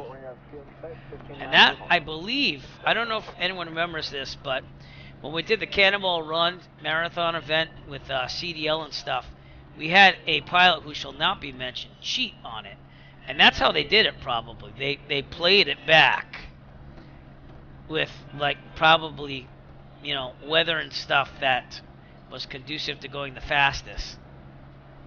And they probably just push play and let the sim run. So you can do that, which is not what you want to do in events like that. But Flight Control Replay is a pretty nice program to have once you learn how to use it, because it's got a little bit of a learning curve. Not huge, just a little bit while you learn it. Of course, I'm not into reading manuals unless I really have to. So that's also another reason why. But we're going to try to review the landing at Bozeman today. So we'll see what we can do. This is the Tur Ridge that we're crossing over right now.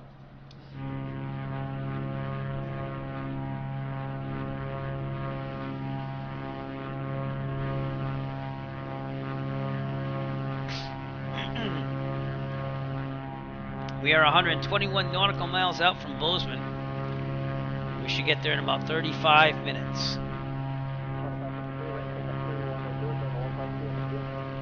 But our next destination on these pilgrimage flights, which is the last one, will take us to Canada. So, and we're going to do that realistically, because I'm going to enter a port of entry, airport, and then continue on to our final destination. So I'm going to make 2 landings in that one.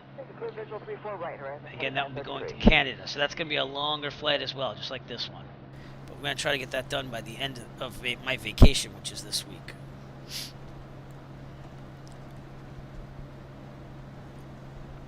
Thank you again if you've been sticking with the stream here. This is a long one, and sometimes I just don't know what to say because it's a lot of the same territory and terrain. And I'm trying my best.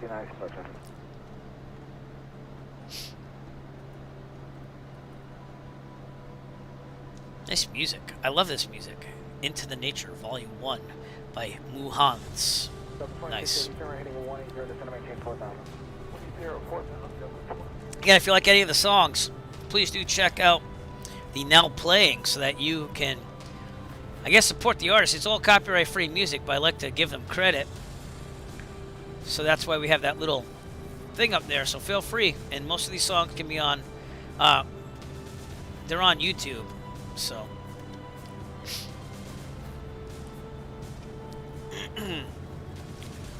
See that I'm a musician myself, I do like to give them credit, because if it wasn't for these copyright-free artists or people that do YouTube Studio and do their thing that way and offer it that way, we wouldn't have this nice background music. I'd have to write and compose all my own, which I don't have time for. So, I have composed some music in my past, but never. Maybe I should add them to the list. I have to see if they fit with the whole theme. And but they're really, I don't know. Proposed them a long time ago and I have kids and stuff, so.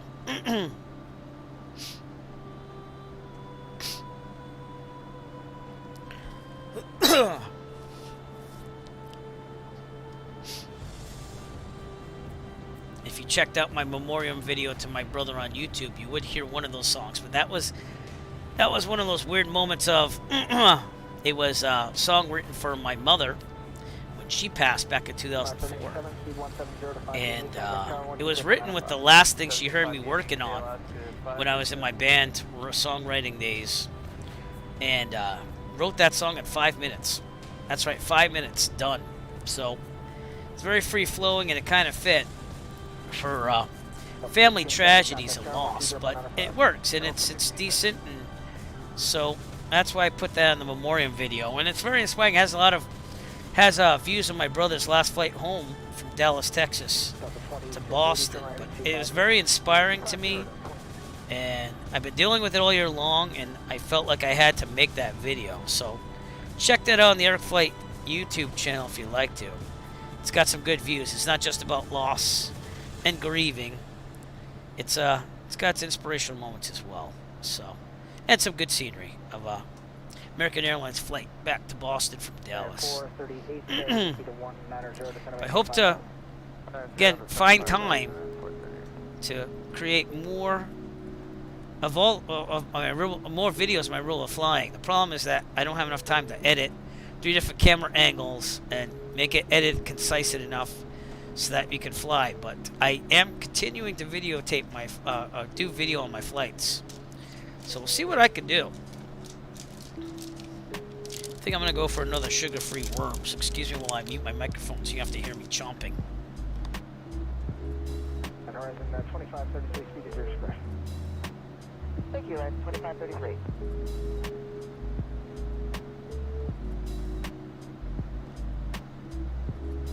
This is called the Bitterroot Mountain Range right here. If you look to the left,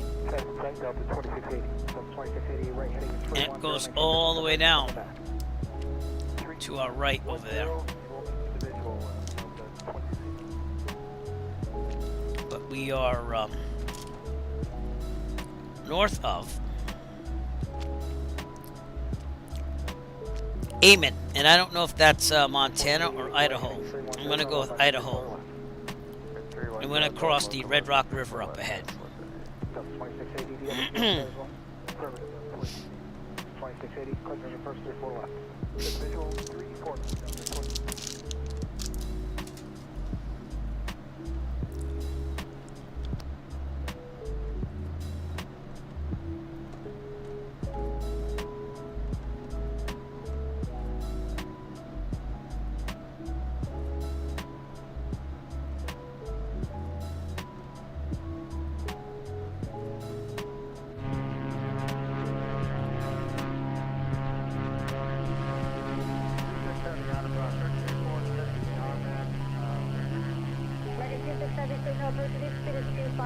Now and comply with the rest of the speeds on the arrival. Expect the ILS runway 24 left approach.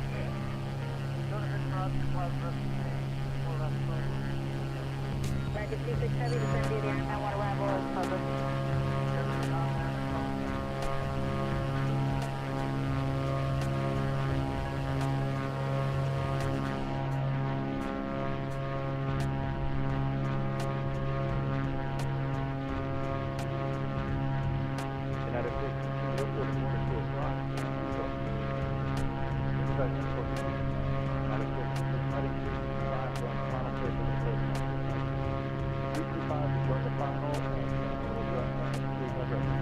Have the Vision jet out there though, look at that.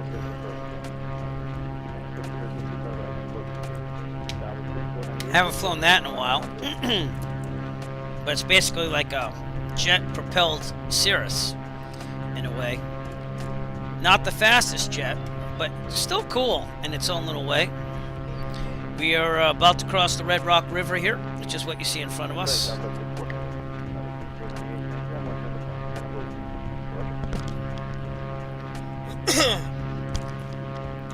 And still more mountains.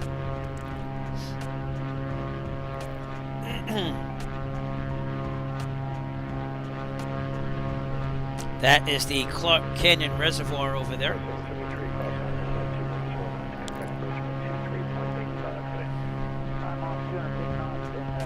And I want to say that we might be in Montana right now, but I'm not sure, so let me double check that. There's a airfield right here to our right, and that is the Dell Flight Strip, so I'm going to check that up on your nav. See if we're in Montana, because I didn't see the line on the sectional. Yes, we are in Montana, so I don't know when we cross into Montana, but we're on Montana. I have the highest level of detail here, so it downloads like 4 panels of Google Map imagery to try to make it look really good. And what you're seeing is 4K resolution mixed down to 1080p, so excuse it while it loads that in there and puts it in my cache, so the next time if I ever do this flight, it's there.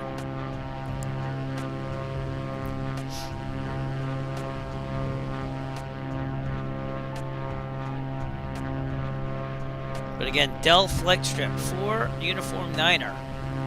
Right there.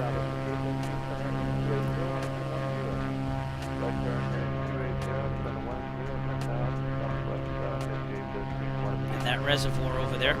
Again, that's the Clark Canyon Reservoir. And below us is that, again, Red Rock River coming out of that reservoir, heading down.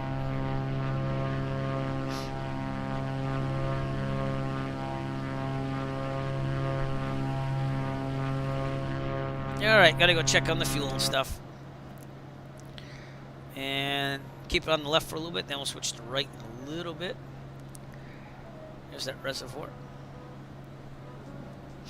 Southwest 5498, maintain 17 on officer greater to Fron, over Fron, contact the tower 133. 333 over Bronx, 170 knots. Go get your Southwest. Been listening to ATC files playing in the background. Ambiance. That's that FS ATC chatter program. I really like it when VATSIM doesn't have any controllers online. Just adds a little bit of, like I said, ambiance to everything. You can play it according to what you're tuned to, but seeing them on the VATSIM Unicom the whole time, I selected Approach, and it's been on there ever since. So, and again, Flight Control Replay's been recording this whole flight since a little bit out of the Bay Area. So we're gonna try to review the landing after I get everything else done. That's gonna be the end of the stream. So if it messes up, we're still okay, you know. But I want to start incorporating that more, and I guess they're trying to work on a replay situation in the simulator itself. They're trying to update it. So I don't know when that'll be out, but this flight control replay, when I have used it off stream, has been pretty good to analyze your landings.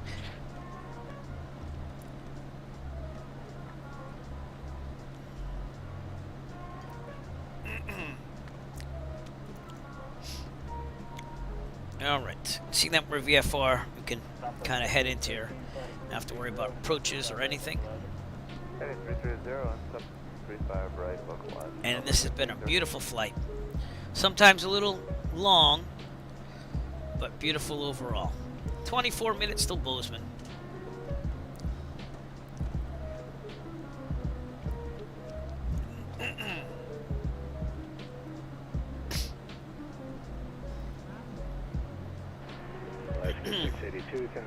Sunset Peak out here somewhere. Probably behind this thing here.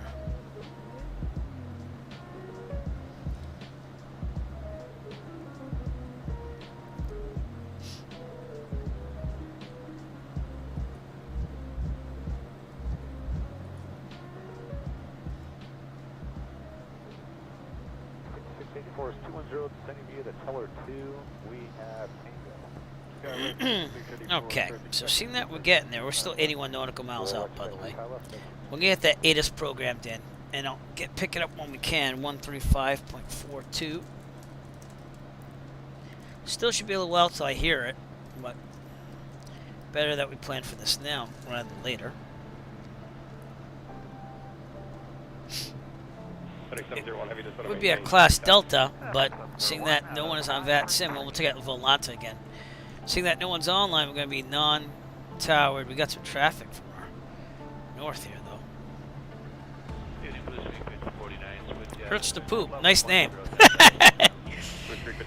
But that's some VATSIM traffic, and then we got a bunch out of Bozeman, too, so we'll have to really use that radio there. What do we got? 1, 2, 3, 4. 4 of them there. So, but that's where we're landing. So, and our route for today has been taking out of Oakland International, avoiding some clouds, and then trying to get back en route, and then avoiding more clouds, and then getting back en route. And ever since then, it's been a straight shot to Bozeman, except for this where I went over the restricted airspace. And then straight shot over these mountains. These are all the mountains that you've seen. It's pretty cool. And our destination's over here in Bozeman. And we'll take the drone out to the Bozeman, town of Bozeman, check it out, and then go from there. Maybe do the replay after that. Just south of Dillon now, airport. Kilo Delta Lima November should be out there somewhere. Looking for that VATSIM traffic. That might be it right there, actually.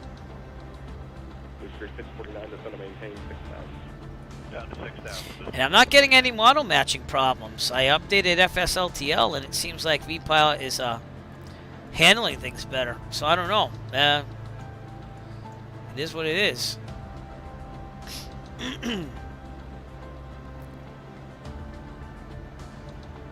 That could be the VATSIM traffic right there.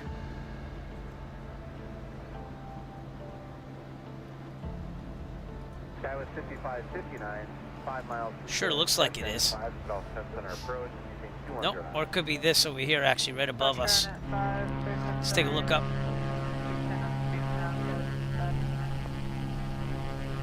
I saw a little contrail there.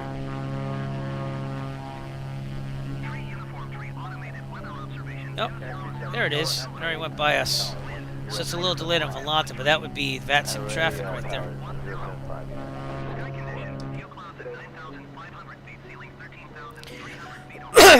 I gotta hear that that's Bozeman. I'm gonna write that down.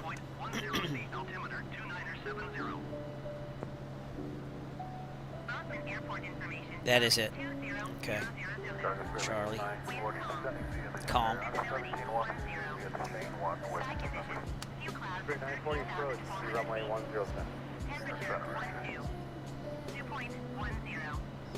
Altimeter 29.67. Visual runway 11 and ILS runway 12 in use. Order 24721, this should maintain 7,000. And runway 12. VFR aircraft, say direction of flight. All aircraft read back short instructions. Advise controller on initial contact. You have Charlie. Charlie, guy, let's do it again. 539, reduce speed to 180 now, to Ray. Hashtag tower Ray 1075. Wind calm. 180 to Ray over tower 9, tower 5559. Sky conditions. Few clouds at 13,400 feet. Temperature 12. Dew point 10. Altimeter 29.67. Visual runway 11 and ILS runway 12 in use. Landing and departing runway 11 Okay. and runway 12. You got Charlie. VFR aircraft, say direction of flight. All aircraft read back hold short instructions. Advise controller on initial contact. Okay. So, going back to guard. Give you that command in a second. Monitoring guard and COM 2. Got our weather for Bozeman. We'll check it as we get closer as well.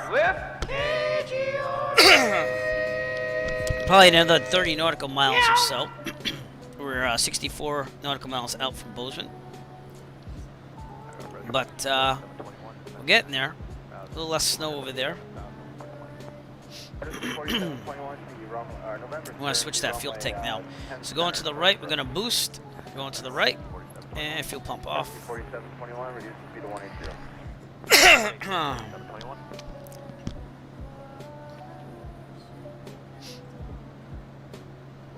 And yeah, we're gonna end this flight in spectacular fashion. We're 18 minutes out.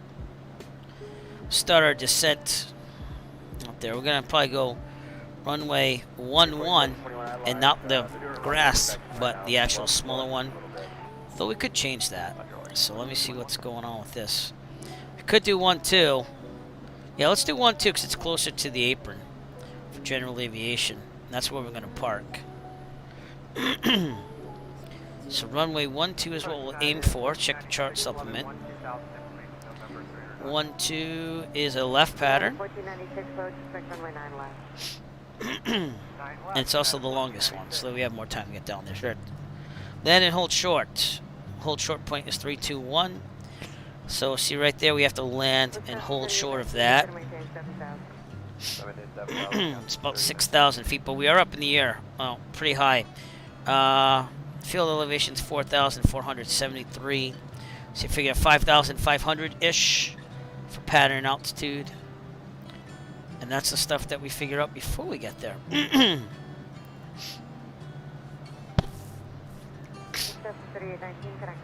And yeah, about Ennis Lake or so coming up ahead right there.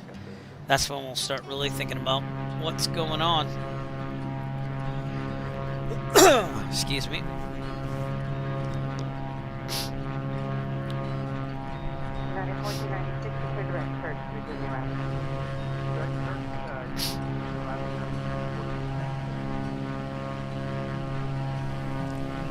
Gotta do one more stretch before we go to Bozeman here, so I'm gonna stand up and stretch.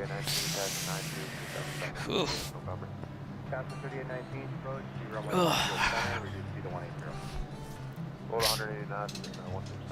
208 knot ground speed, not too shabby. And we could probably make that go just a little faster. Kick that part up to 65.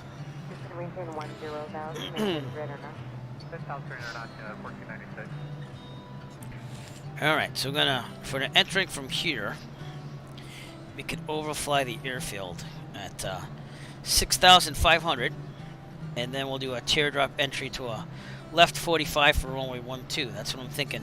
721 is going to maintain 5,000. That way we're 2,000 feet above, and that way the jet pattern altitude of 6,000 feet is about 500 feet above that, and we still have time to get down. So that's what I'm thinking right now. This lake here is Ennis Lake. I think that's it right there. That's like the last visual to really get into Bozeman. That is a lake, right? Yeah, that's Ennis Lake. A little frozen over, too. Bozeman's on the other side of that mountain. So we're going to see it over there. Yeah, what a nice flight, though. Long, but nice. Get all the way from Oakland to Montana. Pretty impressive. And I still have a little bit less than half fuel. So not bad at all. Any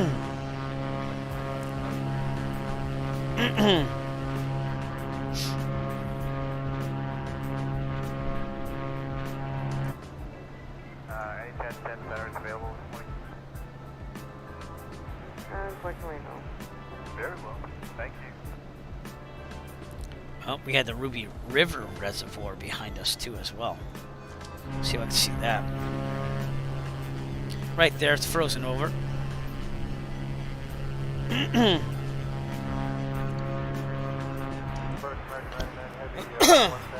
And you have Ennis, Montana, right near that reservoir. I mean the lake right here. That's why it's called Ennis Lake, but it doesn't look to be too big of a town. And then there's a little town here called Virginia City, which we're flying over.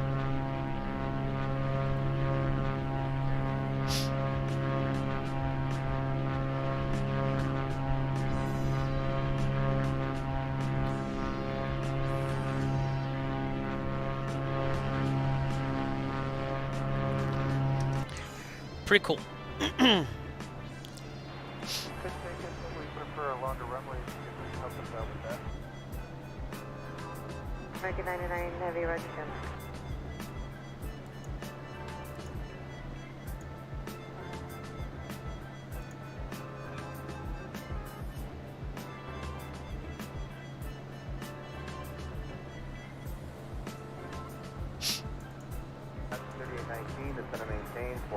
That could be it out there, if I'm guessing.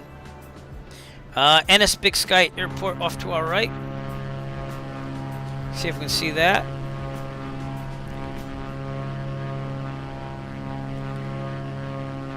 Should be out there. Is that it right there? Can't really tell.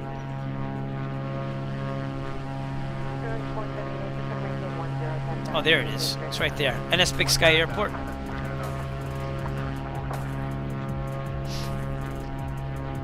We're on the way to Bozeman. And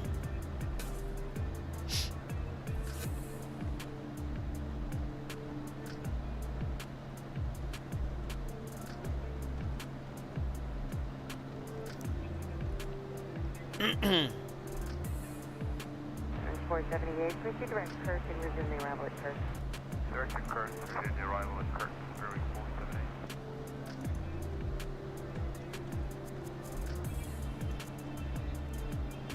American 99 Heavy, suspect center. Very much, American.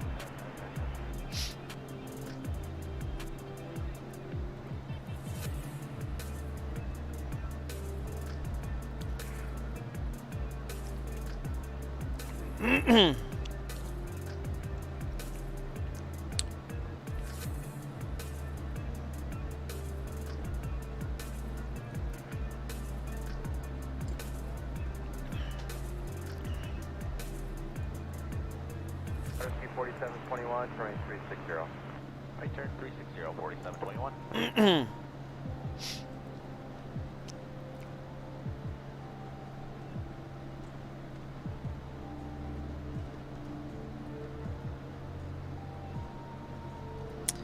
All right, we're 37 nautical miles out. I'm gonna wait until after I get over this little mountain here, and then we're gonna start our descent down to 6,500. 940, reduce speed 210. 4210, Overfly the airfield. Do a right turn teardrop into Bozeman for left pattern for runway 12. 4,000. 4,000 feet, Marcy 4721.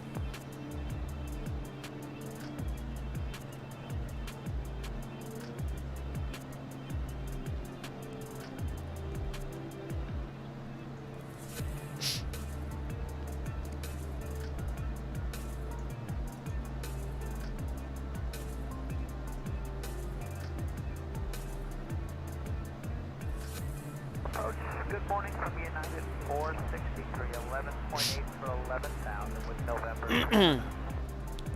United 463, Chicago approach, runway 9 left. Okay. Whew. Super. Long flight. And that's the Root Mountains, the Tobacco Root Mountains off to our left. Picture 3613 will do 13.4 for 12,300 knots with November. Right over Ennis Lake.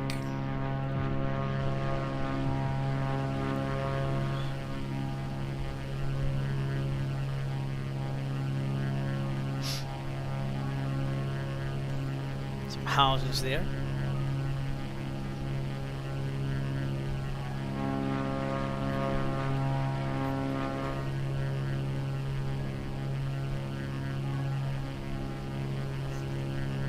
Water speed 4721, turn right 070 when it's September.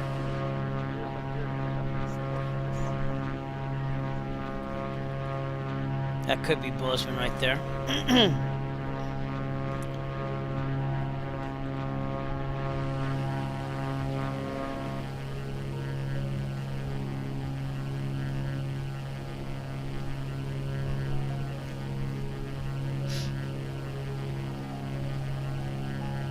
Okay, give one more listen to the weather here. Still Charlie. Yep.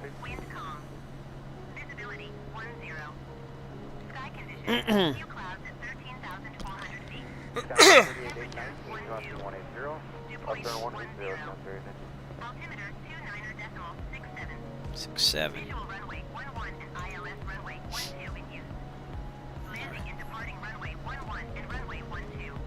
Pretty good still. Alright, back to guard. And we're going to start our descent here. So, Allison, please call the descent, please. Ladies and gentlemen, as we start our descent, please make sure your seat backs and tray tables are in their full upright position. Make sure your seat belt is securely fastened, and all carry-on luggage is stowed safely and securely in the aircraft. Thank you. Alright, I'm going to kick back on the speed here. How's our gas looking? Looking pretty good. We'll stay on the right for now. And that is the start of our descent in to Bozeman. About 20 nautical miles out. I'm going to call on the CTAF and let people know what we're doing. And then get this thing down there.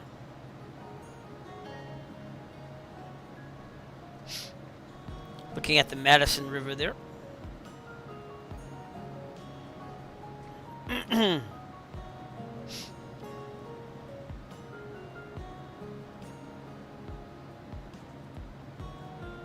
RSQ 4721, maintain 180 knots until rain. 180 knots until rain, RSQ 4721. Bozeman traffic, November 2, Golf Romeo taxi, runway 1. Yeah, see, that was someone down there. So, Bozeman traffic, Sirius 9 Echo Foxtrot, 20 miles to the southwest. We're going to overfly the airfield at 6,500 and do a teardrop to the left downwind for runway 12, Bozeman.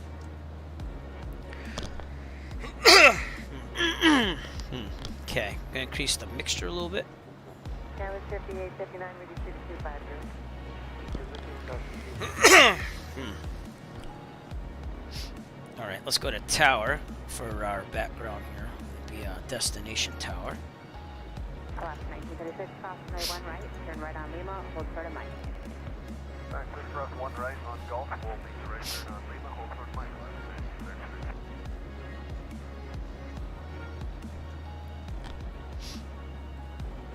Beautiful though, huh?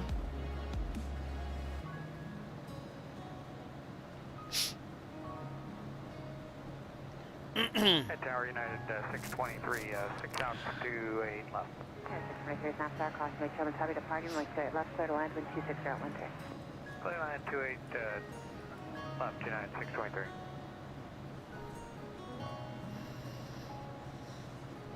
United 296, wind 26014, runway 1 right, go ahead, take off. Alright, 7 take off there, today 6.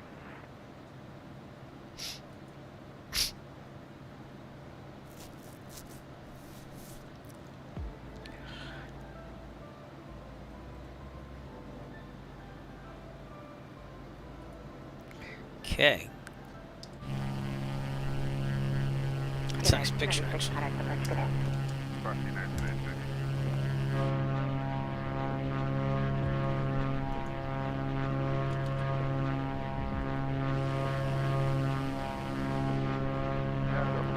With the official 28 left. Delta 409, Sonic 2 left, clear to land, wind 260 at 19. 28 left, clear to land, Delta 49. And wind 260 at 16. Thank you.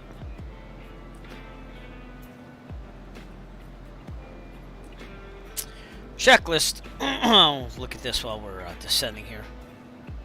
So, descent, cruise, yep. Altimeter set, cabin heat defrost as required, fuel system is checked. I already said we're going to switch to the left in a little bit, but we might stay on the right. Mixture of flaps. Remember 2 Golf Romeo is taking off runway 12 Bozeman. Yep, someone's departing Bozeman on VATSIM. Okay, looking pretty good. And then before we land, we gotta do all that stuff, including putting the fuel pump to boost.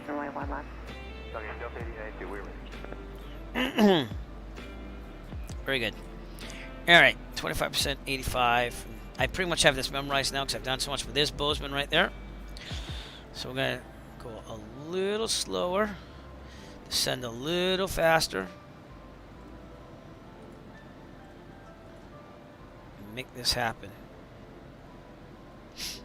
Probably gonna go manual as we get closer to the airport. Sorry, we at the runway 1 left, line up wait. Line up wait,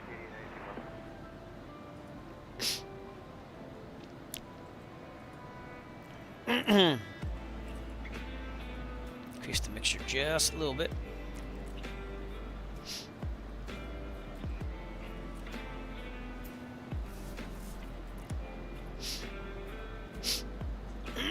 Sorry about my allergies. Tower Johnson 43 with you, fifth visual to your left. Johnson 43, tonight, straight left, clear to land, wind 260 out 14. Clear to land to your left, Johnson 43.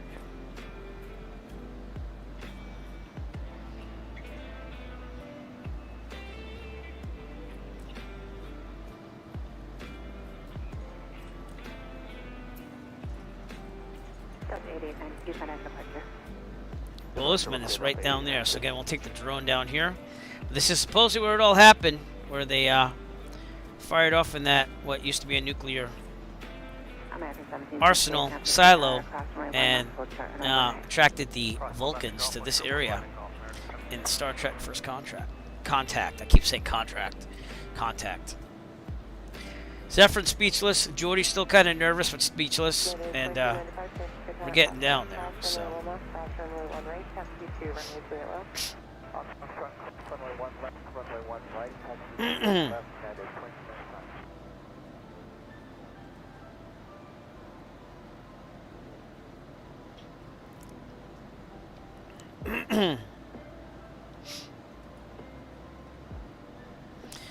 Bozeman traffic, Cirrus Echo Foxtrot, 6 miles to the southwest, overflying the airfield at 6,500, and then we'll be entering a left downwind for runway 12, Bozeman.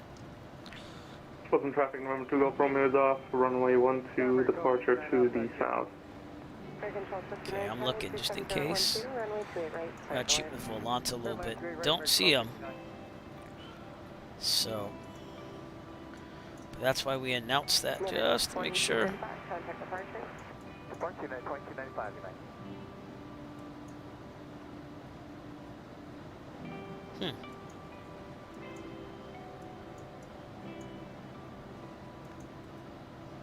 I didn't see him out there, did you? I didn't.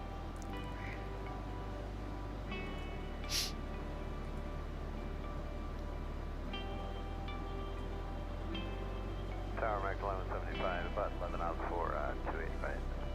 American 1175, There should be some traffic down here too.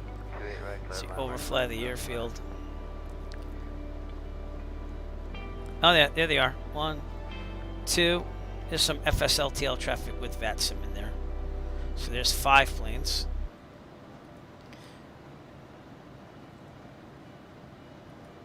Pretty good. We're going to watch our speaks. We're going to level out here pretty soon.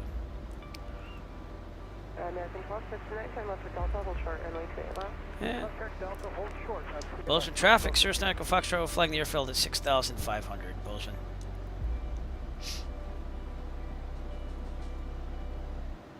Alaska 1967, the T-Fish 28 left. Alaska 1967, 128 runway 28 left, clear volume. Cleared to land, 28 left, Alaska 1967. Just going to do the mixture now. So I got best power. Overflying the airfield.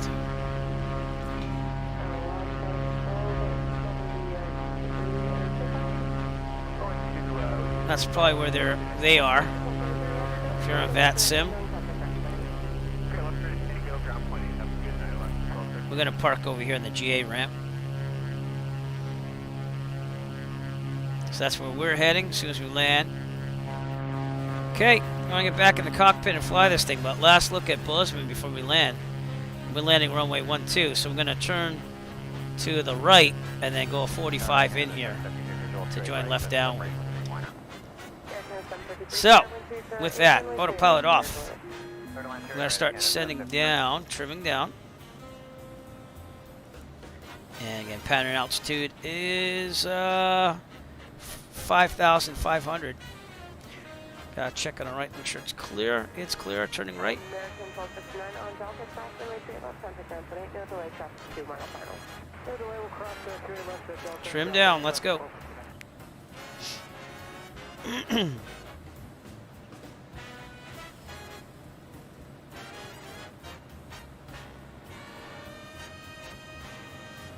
Alaska 1305, hold short, runway 28 left. Hold short 2 left, Alaska 1305.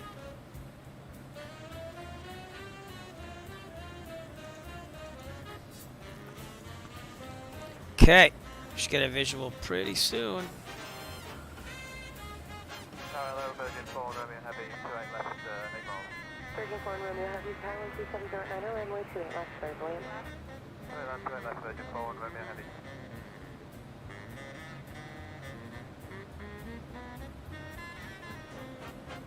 There we go. Bozeman traffic, Cirrus Echo Foxtrot. We're about 3 miles out, 45 left downwind. Runway 12, full stop, Bozeman. A little bumpy. That's the wind off the mountains.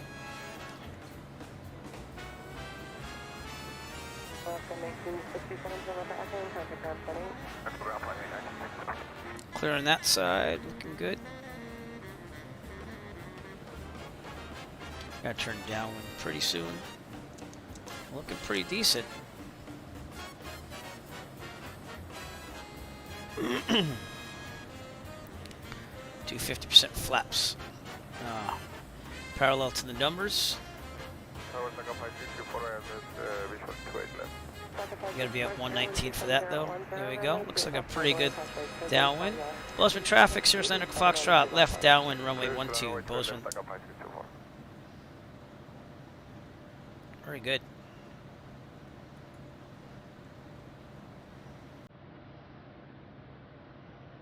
Okay. 50% flaps. Angle down. We should be at 109 for the next set of flaps. We're not going to do that till we're in final though. It's looking pretty good. Might extend it a little bit here.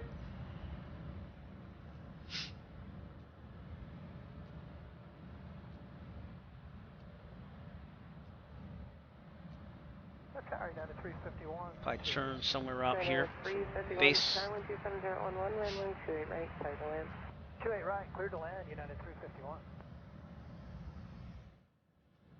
Sorry, I haven't been looking at chat. There we go. Probably not going to answer you anyways. But alright, turning base. Clear on the left. United 2151, runway 1 right, clear to land.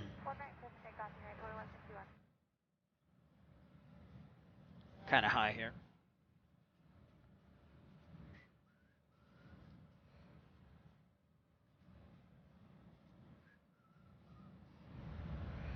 You know what? Toby eye tracker helps on this. See, I can just look left. Kind of figure out where we're going. Or maybe not. I lost track of the airfield. Where's the airfield? Here it is. Okay, turning final. Bozeman traffic, Sierra Santa Cruz Foxtrot, final runway 12 full stop, Bozeman. And this is where the Toby eye tracker can help you. But see, I should have looked over more. Yeah, alright. We'll be alright. Full flaps, should be about 85. So we get down here. And I'm not looking at checks. If I look now, it's going to go all over the place. So, just go with it. More throttle.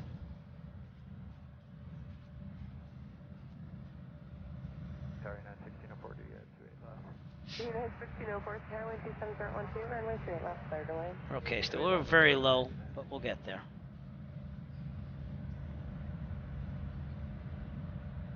United 2161, contact departure. Over departure, United 2161, good night. Okay, much better. Alright. Using Toby eye tracker to help us land here. And we should be fine. 85, we're back on track. Alright, angle down. Throttle slowly going out. Cleared for takeoff. Cleared for takeoff, 1 right, United 460. We should be good. Trim it up. Tracker off, sorry.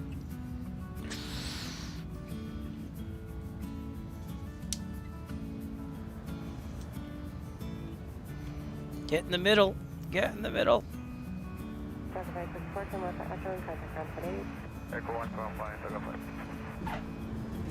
Not bad. Not bad. We'll check it out after. Very good. Okay. And we'll try to turn off here at Mike. Get a good look at the terminal if we do. And we did. Flaps up. Welcome to Bozeman, Montana, everybody. Sorry about that little turning off the eye tracker at the end there. So, Bozeman traffic, Saris, 9 Echo Foxtrot, clear of runway 12, Bozeman. Okay, after landing checklist. After landing, flaps up, power lever 1000. I never did turn the fuel pump on. Probably should have done that. Not that it's a huge thing, but it would have been nice. Transponder stays on, pitot heat can go off, fuel pump is going to be staying off, and we are good to go. So we're going to take a left here onto Alpha and go down to the GA apron right there. Let me turn that on for you. I'll announce that because it looks like we might have some traffic there. So, Bozeman traffic, Saris, 9 Echo Foxtrot, taxiing to the GA apron via Alpha, Bozeman. Alaska 291, Hotel Papa. Oh, probably should have also had Allison announce this. Hotel Papa, cross 25 right, ground, Alaska. Ladies and gentlemen, welcome to our destination. For your safety and comfort, please remain seated with your seatbelt fastened until Eric instructs you to unfasten your seatbelt. It will then be safe for you to depart the plane. On behalf of Eric Flight, I'd like to thank you for joining us on this trip, and we are looking forward to seeing you on board again in the near future. Have a wonderful day. There you go. Thank you, Allison. Got Alaska Airlines over here, Delta. And I'll tell you one thing, as a private pilot, when I landed at Worcester for the first time ever, it was awesome because they had JetBlue jets there. And I was just like, wow, I'm like actually like taxiing by them. But this is really cool still to this day to see aircraft like that, even in the simulator. You have a feeling of I've made it somewhere when you get to fly near jets like that. So, but the GA apron is down here. Take a look at the airport. Try to do the replay and everything like that. Well, let's go check out Bozeman and stuff for now too.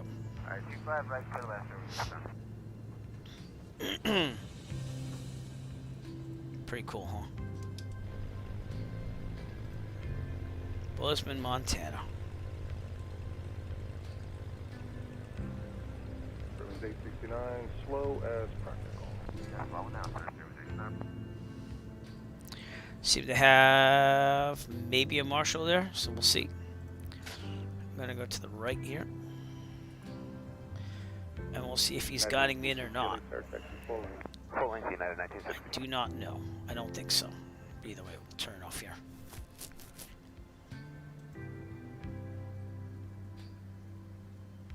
Nope, just avatars. Oh wait, he's got lights. I don't know.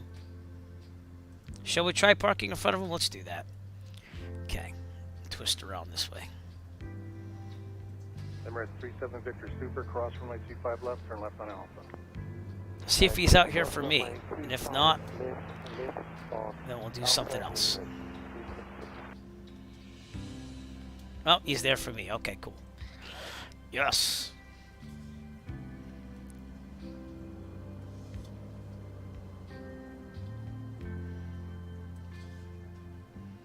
Almost there. There we go. All right, cool. Shutting down with the checklist. Avionics switch off. Fuel pump is off. Mixture cut off. Gonna turn all lights except for strobe off before I do that. Mixture cut off. 3 hours and 30 minutes of my life right there. All right. Okay, mags off. Master off.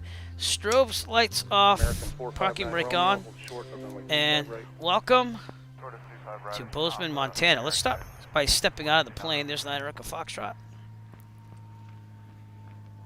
I know it looks a little hazy. That's because I'm using DLSS. But, we seem to have some private jets here on the ground at Bozeman. Pretty cool. All right, back in the plane. Let's take the drone cam out, and I'm going to turn off the following, because sometimes that can cause problems. And Bozeman is going to be south of here. So that is heading towards the north, and this is heading to the south. Let me turn the tablet off. And let me get my Google Maps out. But Bozeman, Montana, everyone, where it all began with the Vulcans meeting with humans. Alright, if I follow 1, 2, it's going to kind of make us go to Bozeman. So, go ahead opposite 30 with the drone, and Bozeman, Montana is down here. It's following this highway.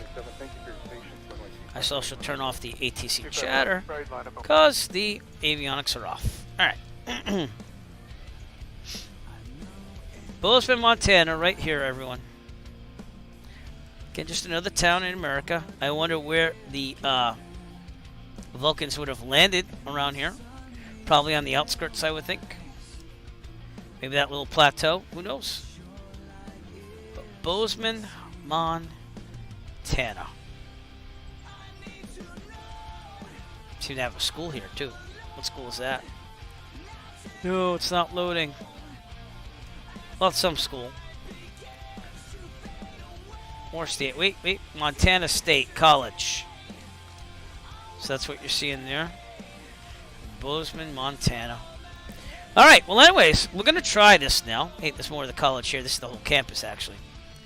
We're going to try to do the replay of the landing on that, which I don't think it was the best landing, but it was a landing. So we're going to go back to the replay. I'm going to stop the recording and see if it stops, which I'm waiting for. It's probably saving the whole file. That's got to be a huge file. I've had that going for like 3 hours.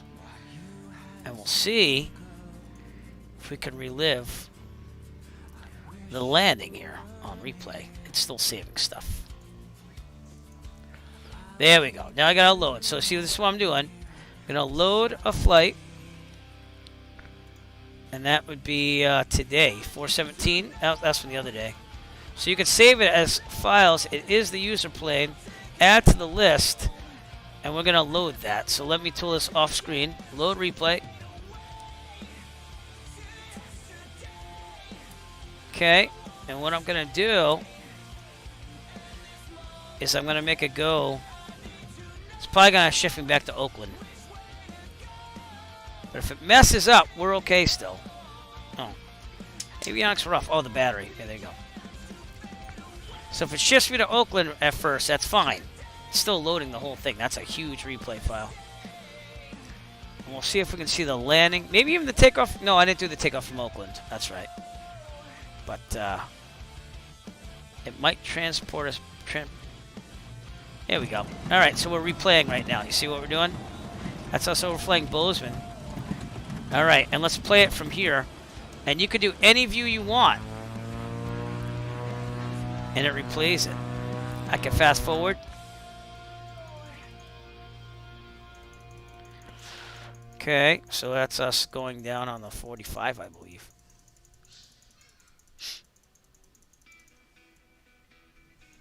All right, here's the replay of the landing. And just like the drone cam does, this is where I got confused. I was like, where's the runway, I think. No, that's where I'm realigning with it. So let's see what this landing looks like, shall we? Replaying the landing. A little low. People probably aren't liking me on these houses here. Probably would have been a go around the world, but my peripheral vision would have been better.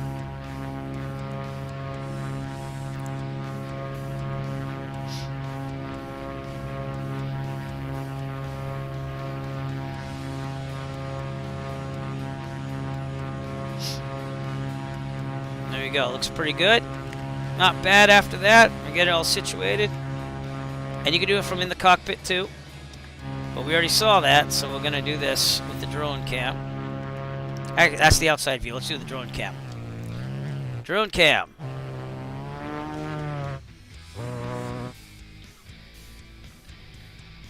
And play. Here we go. See this landing for what it is, everybody. I don't know how I feel about this.